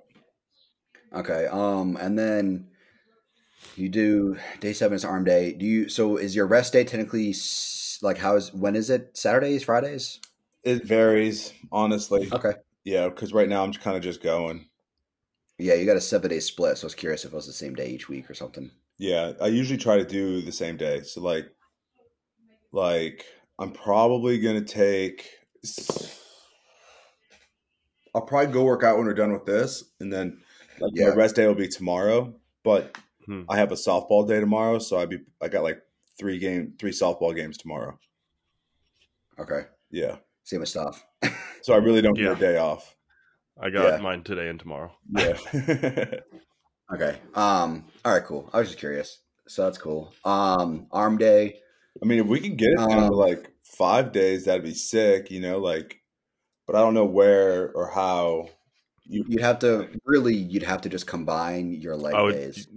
Or the arm day would transition to the back by chest try. Yeah, you could do that too. It depends. It's up to you. Whatever you want your split. For me, I respond the best to 6-day in the gym splits. I like it. I mean, I make time for it right now. It's not not hard for me to do 6 days. Yeah, I need it personally just for my fucking sanity. Yeah, like I like going to the gym. I like getting it's like free endorphins, free drugs. I feel good, basically. Yeah. Yeah, so I mean, you could keep to 6 days. I mean, it's not the end of the world, but you could throw in an extra day. What you could do is like you can keep the same split and have like an 8-day split and just throw in like an extra rest day, like after like. That's a good idea. Yeah, so you could do your. Let's see. Let me go back here. So you could do hams, then shoulders, then back, rest. Go back, chest, quads, arms, rest. That's what you could do. 3 on, 1 off. That's what you could do. That way you keep the same split. You're in the gym most days of the week. Some weeks you might. So like some weeks you get technically 2 rest days. Yeah. But like most weeks you're getting 1 rest day a week. No, I like that idea. That's a good idea. And then it switches up too. So it's not like Mondays are the same. Exactly. Yeah. Each week is going to be a little different. So that'll work. Yeah, you could do that. I think that would be what's best. I think you get a good split. I mean, for what I'm focusing on, I do 1 leg day a week. That's why I'm able to get 6 days, and 2 arm days. But if I didn't do 2 arm days, I could do 5 days, no problem. So I think that works for you. So for your arm day, it's way too bicep focused. It's like you do just tons of curls. I was gonna say this is a bicep day. This isn't it's not arm day. It's bicep day. Yeah, literally. Your only tricep movement I think is your skull crushers. Yeah, and I try. Which even then it's like, yeah. Which even then those are just super inferior for triceps. Right. I usually just skip because I'm like, this is silly. I feel silly. Yeah. Yeah. So what I would do is, okay, we can kind of adapt what she has. I was going to say was erase everything, but it's not necessarily what we have to do. Let me see if I have another arm day that I could send you. Yeah. This one has 3-point cable curls, so they're like 21s. Curls. Here, just here's. I'm gonna give you my number in chat. Just text it to me here. Okay. Because I don't got Slack right now. It's on my phone, which I'm using for video. Yeah, so just text it there. But I think because this is the one I'm gonna text you right now is the one that I usually do, and I just continue doing this one if that makes sense. Okay. I don't think I ever told her that, but this is the one I like doing, except for the dips. At the end, usually I'll do something else. Like I'll do like a set of push-ups, like a burnout. Here, I'm gonna send it to you too, Stoph. Here you go. Yep. Okay, so 3-point cable curl, 6 sets, 8 reps, bottom half. 3-point cable curls. Okay, so you're doing like 21s, kind of. Yeah, it's like a weird variation of a 21. Yeah. Okay, I see what you're saying. That's fine to start. Yeah, that's totally fine. I don't see a problem with that. Narrow grip, easy bar, wide grip, easy bar, V bar extensions. So you're doing 2. There's like, 2. Yeah, you're doing 2 tricep movements, but you're doing so for V bar, you're doing a cable machine with the close grip attachment, and you're pressing down. Yep. Oh, I know what you're talking about. Okay, now I see. Okay, that's fine. I mean, 5x20 is a lot. That's a lot of reps and a lot of sets for that, but I mean, that's fine. Well, I mean, if it's like 3, if you broke that up into 3 warm-ups and then like 2 working sets on that would be fine. Yeah, I think that's fine. 5x20. What I would do is I would superset that with your narrow grip easy bar curls. Mm. Okay. I think supersetting on arm day is perfect because you're working both sides of your arm, you know? So it's like supersetting quads and hams. When your quads are working, your hams aren't doing shit, you know? So I think it's good to superset just because when one is resting, you're working the other and you can kind of be in and out of the gym pretty quick. Right. So do the V-bar extensions supersetted with the narrow grip easy bar curls. And then since you're already at the cables, swap out the single arm cable extensions. Like, don't swap them out. Like, swap out the V bar with the cable extension. So, like, you just do it right after it, right? So you just do a superset right after a superset. So, what I would do is stay at the same cable machine, do the single arm cable extensions, and then I would superset that with, instead of wide grip easy bar curls, I would do wide grip dumbbell curls. So your dumbbells are just going to be facing outward. And then what you want to do is you want to squeeze from your pinky. Yeah, basically like that. You're going to squeeze from your pinky and drive it so that instead of the dumbbells being flat, they're going to be kind of angled downwards a little bit. So your pinky's going to be higher than the rest of your hand. That'll help with the long head focus of your bicep, which is kind of what you're doing with wide grip easy bar curls anyways. Single arm extensions. Mm-hmm. You think 6x20 is a lot? For single arm cable extensions, I mean, it can be. I think if you go down to like 6x15 and then make sure you just squeeze really good between each, or like at the top of each rep of the contraction, that would be perfect. Wide grip curls, dumbbell curls. Yep, that would be good. Same kind of thing, lighter weight, higher reps, correct? Yes. So you're going to be able to do a lot of reps, but with the wide grip, for me, like you'll probably be the same way. For some reason, I can just curl a crazy ton of weight. So with that specifically, regular grip, I'm not curling as much, but wide grip, I could just curl a shit ton. So you're probably going to have to increase the weight on whatever you're doing. So you're going to be lifting probably whatever 5x12. Yeah, I would do like 5x14 probably on that instead of the 5x12. But you're going to be doing a lot of weight.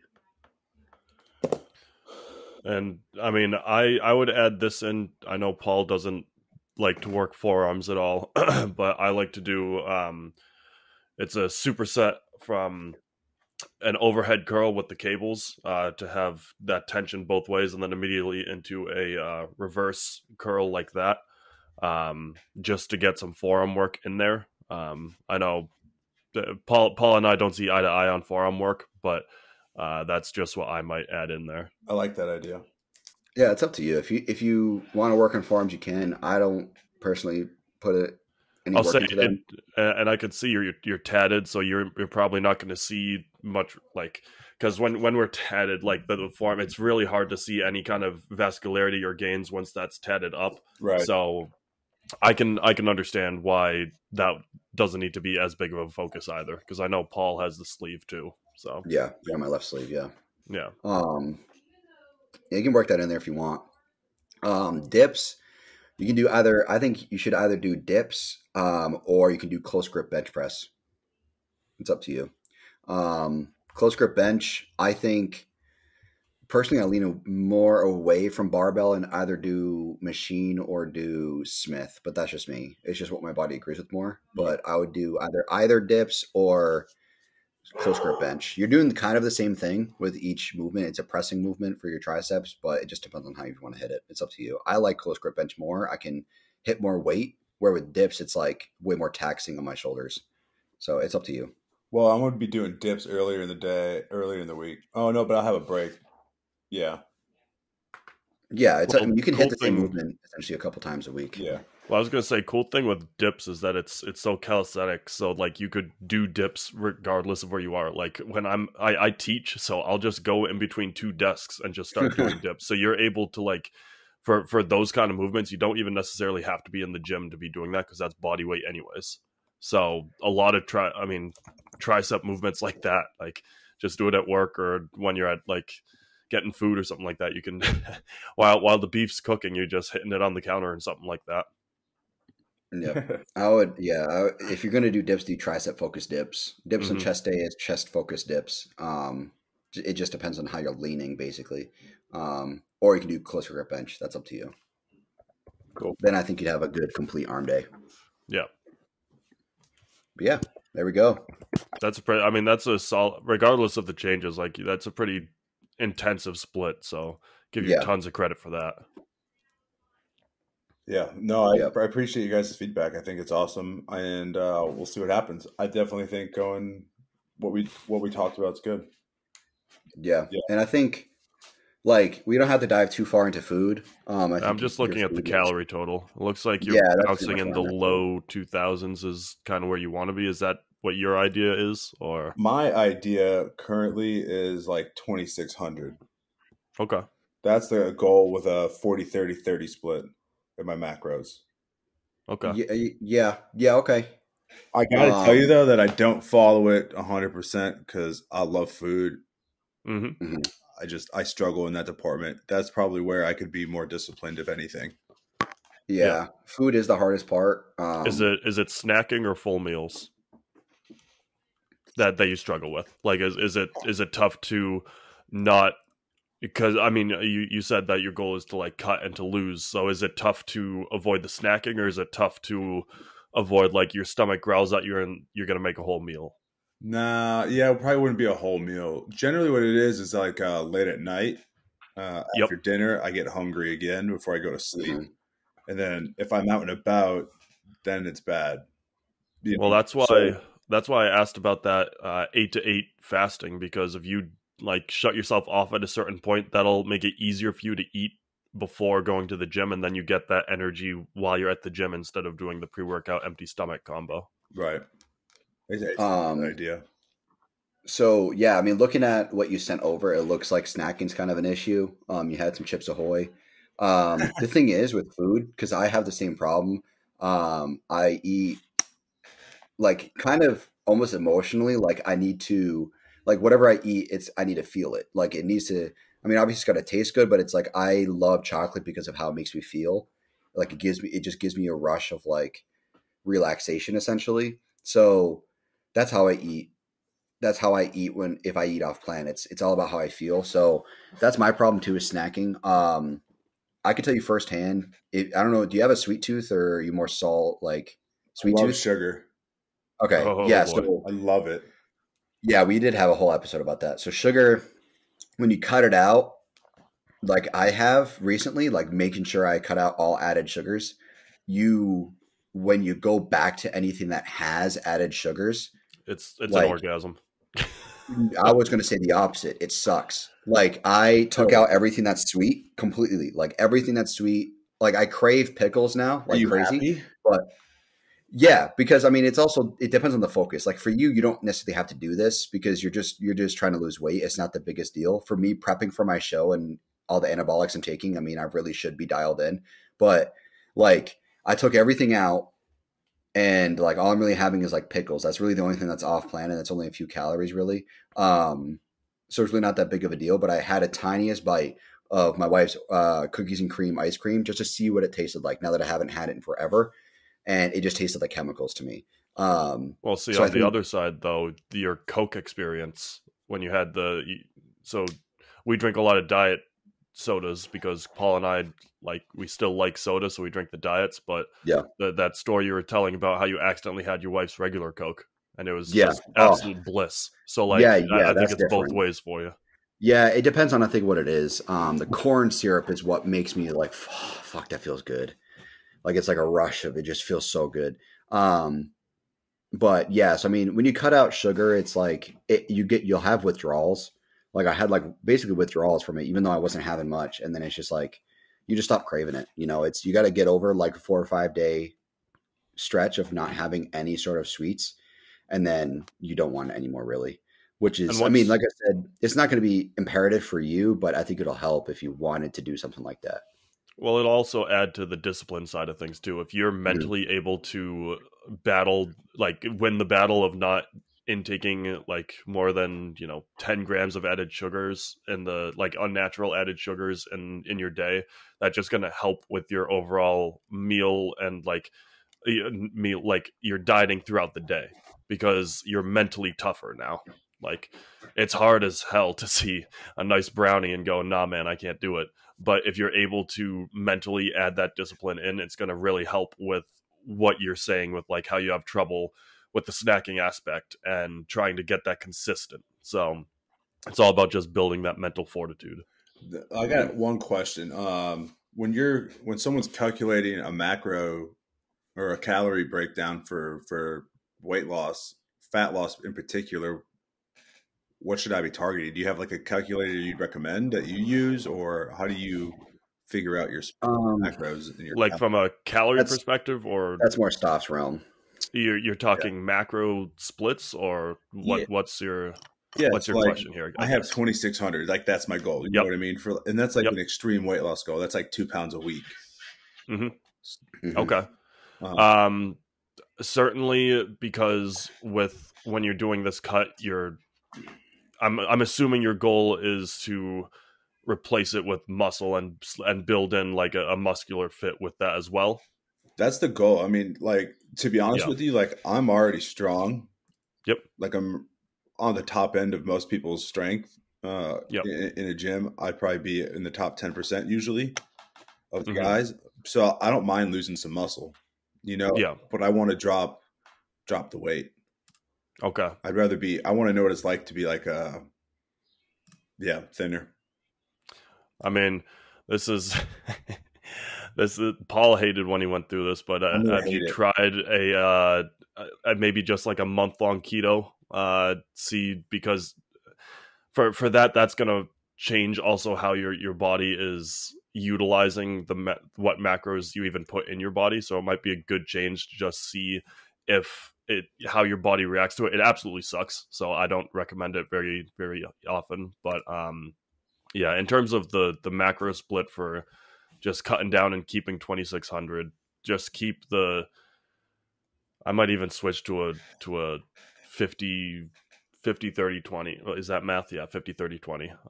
More protein, carbs. carbs, Yeah. fats.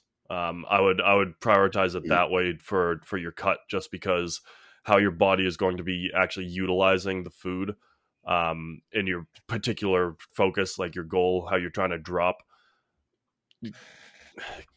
I would, because the 40 30 30 still leaves a good chunk of carbs in there. And that's why, like, if you hear like the cliche Karen saying like they don't eat bread when they're trying to lose weight because the carb intake, I would go a little bit down that line. So maybe go like a 50 30 20 split, just to really uptake your protein intake.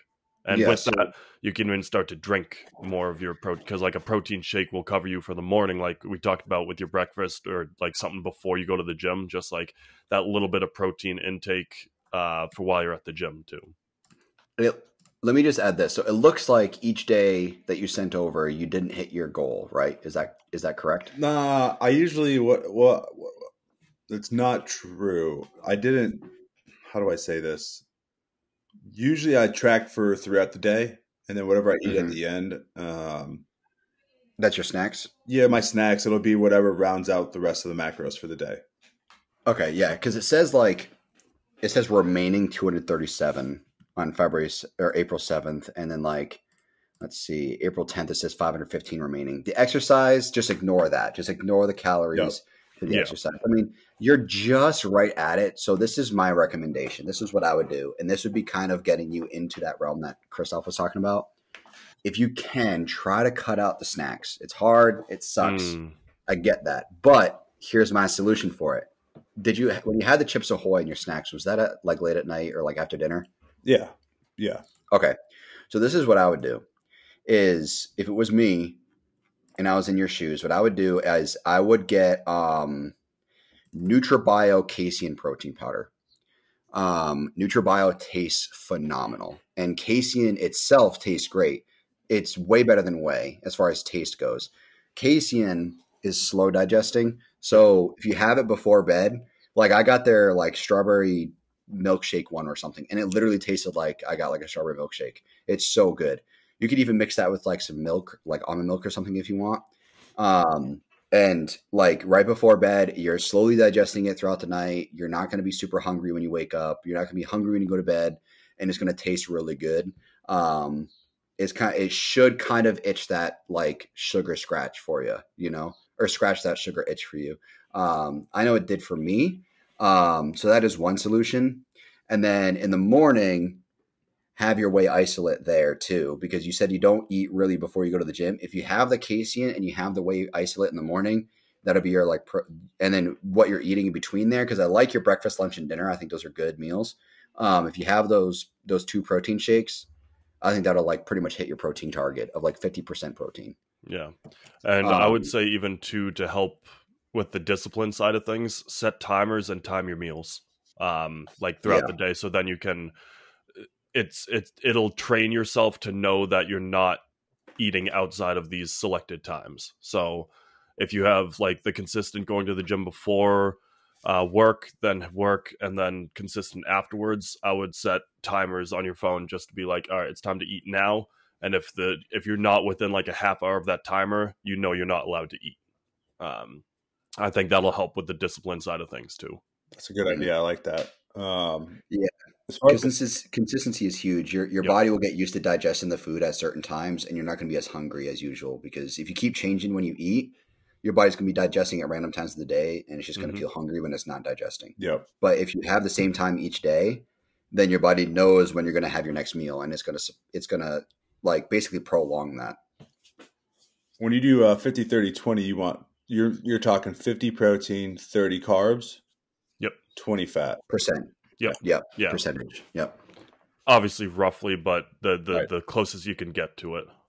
Just because when you're doing that kind of a cut, you want to have some energy and that's where your carb intake is still at that 30, but prioritizing the fat loss in your body is being supplemented with a higher protein intake, and that'll just strengthen your muscles too. It might not because you said you're strong right now and you're more so focused on the look of dropping the weight, and that increased protein will allow the muscles that are already there to just kind of solidify, and you just kind of wean off all that excess fat in your body. Do you also monitor how much water intake you have, or is it just what you can get throughout the day? I used to. What I realized is I drink enough water. Okay. Well, my point being, you don't want to over drink your water as well. I'm usually that's between why a gallon and a gallon and a half throughout the day. You're good then. Yeah. You're good. Yeah, that's perfect. Yeah. My last suggestion really at that point would just be, instead of doing like your cheddar cheese in your dinner, for a fat, do like a healthy sauce that has like a healthy fat in it, like an oil of some sort, like an olive oil or something that's not terrible for you. I just think that cheese is arguably one of the worst fats you could have. Or you could do like, instead of chicken breast, you could do like chicken thighs. That's something like that to get more fat in, and then like you could finish it off with like flavored peanut butter or some shit like that to kind of help with that sweet tooth. Like, not really Nutella, don't get like Nutella, but like they have like chocolate flavored peanut butter and stuff like that at the store. Get something like that. Like that helps a lot too with the sweet tooth, instead of that cheddar cheese fat. That's my other suggestion. I think that your breakfast is fine. Cream cheese could be better, but I mean, you're fine. That's fine. You don't got to be super, super strict with everything. It's just the cheese. I would just kind of like the cheese at the dinner. I would just kind of try to move away from. Okay. But besides that, I mean, it's fine. I mean, you have like a sandwich for a snack, I think, on the 10th. Yeah. That looked fine. Yeah. Usually I'll do like turkey and mustard on some bread. Yeah. Yeah. It looks like you use light mayo that day. I mean, that's fine. Yeah. I'll put that in Yeah. a little I bit mean, sometimes. And it's usually only like a tablespoon or two. You know what I mean? It's nothing crazy.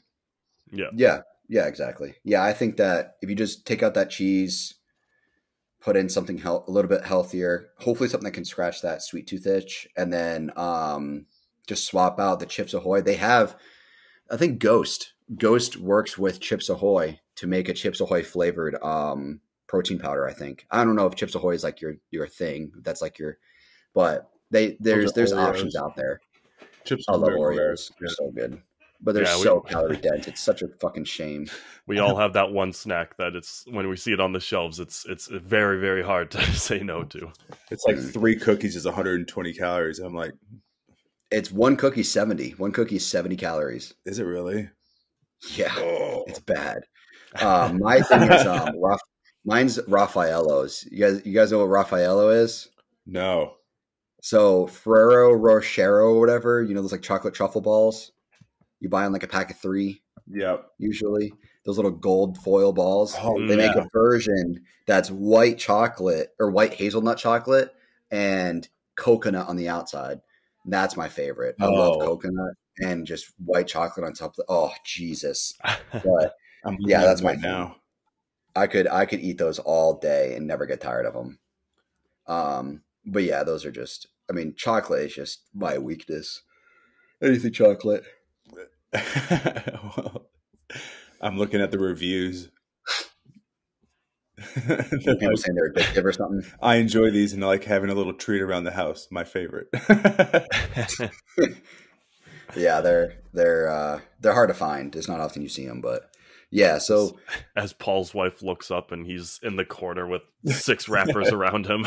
It's like white chocolate all around his lips. yeah, I was gonna say I'm just covered in chocolate. I got it all up in my beard and shit. Yeah. My precious. Honey, are you okay? Yeah. Fine. I'm having a weak moment. Leave me alone. But yeah, so I think that if you just change this up, try it out for a little bit, I think you should start seeing some results. Hopefully, it's different than what you've been training before. It's different than what you've been eating before. So I think it'll be good change. Give it a month or two though. Don't go off of like a couple weeks because you got to let your body adjust to it and then adapt to the changes and see what happens from there. I think what you just said is important because a lot of times, especially for me, I'm like, I've been doing this for a week. Yeah. What's going on here? Yeah. And then 2 weeks, I'm like, now it's been 2 weeks and it's still not what I want. Usually it's that third or fourth week. It's such a fucking marathon, dude. Yeah. And like I'm in the same boat too. Like Christoph just mentioned, I'm taking this new shit and I'm like, okay, I'm not really seeing anything in a week. And then 2 weeks, I'm like, what the fuck is going on? I haven't lost any weight. But then it's like, if you really look back at like the progress, you'll see it. That's why like I think everybody who's trying to make progress in the gym or progress physically should have, even if they don't have a coach or anything like that, just take weekly photos and a weekly weight that's fasted, Saturdays, Sundays, whatever day is easiest, that we could just actually track your progress. So I think that would be good so that you just can see where you're at, Looking back is very important. Right. I think the weekly photos is important. Yep. That's what I do every week. But yeah, so I think that'll be good. I think you'll enjoy it. And obviously, you and I are in touch all the time. So if you have any questions on anything, let me know. And later today, I'll do that.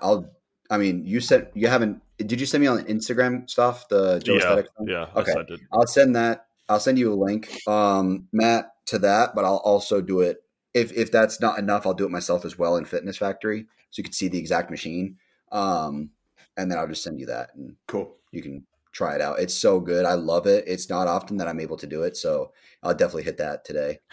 That's a movement. You got to ignore what people are thinking of you in the gym too, because it's such an awkward looking thing to set the bench in there sideways and like angle your legs in between the Smith machine. Like just ignore what people are thinking at that time. That's what I was thinking in my head. I was like, how do you set this up? I'm just going to wait. It's very awkward. Like, sideways. It is I was awkward. like, I don't know if that's right, but maybe. I mean, you can do it from the floor, like not even with the bench in there. But that's even that is like even more awkward, I would say, because you're now lying on the floor. If it's hot out, like for me, my gym is a concrete floor if there's not pads around. So if you're sweating, you just left a big mark right there on the ground. So just ignore what people are thinking. That's what it comes down to. That'd be fun. I'm gonna stick to this for a couple months, and then like I'll be in, like Paul will be in touch. You know what I mean? But oh yeah, of course. Yeah. I like to hear what you think about it. I think it's we stuck for the most part similar to the sets and reps that you're used to. So it shouldn't be too much of a change. It's just kind of like different movements here and there, and then just different structures as far as how you're hitting the sets. And so I think it'd be good. We're not completely changing everything, So it'll be good, hopefully. But yeah, keep us posted. But if you guys are still listening, thanks for listening. We're going to have this as a series called Fitness Audit. And our first ever guest on here is Matt. So thanks, Matt, for joining. Hopefully get some progress from this, and we're looking forward to maybe like in a couple months we'll do an update. I'll have an update episode and see how you're feeling and all that. Yeah, no, sounds great. Thanks for having me on, and I appreciate your time, guys. Yeah, definitely. Yeah, absolutely. All right, guys, we'll see you next week. See you guys. Bye, everybody.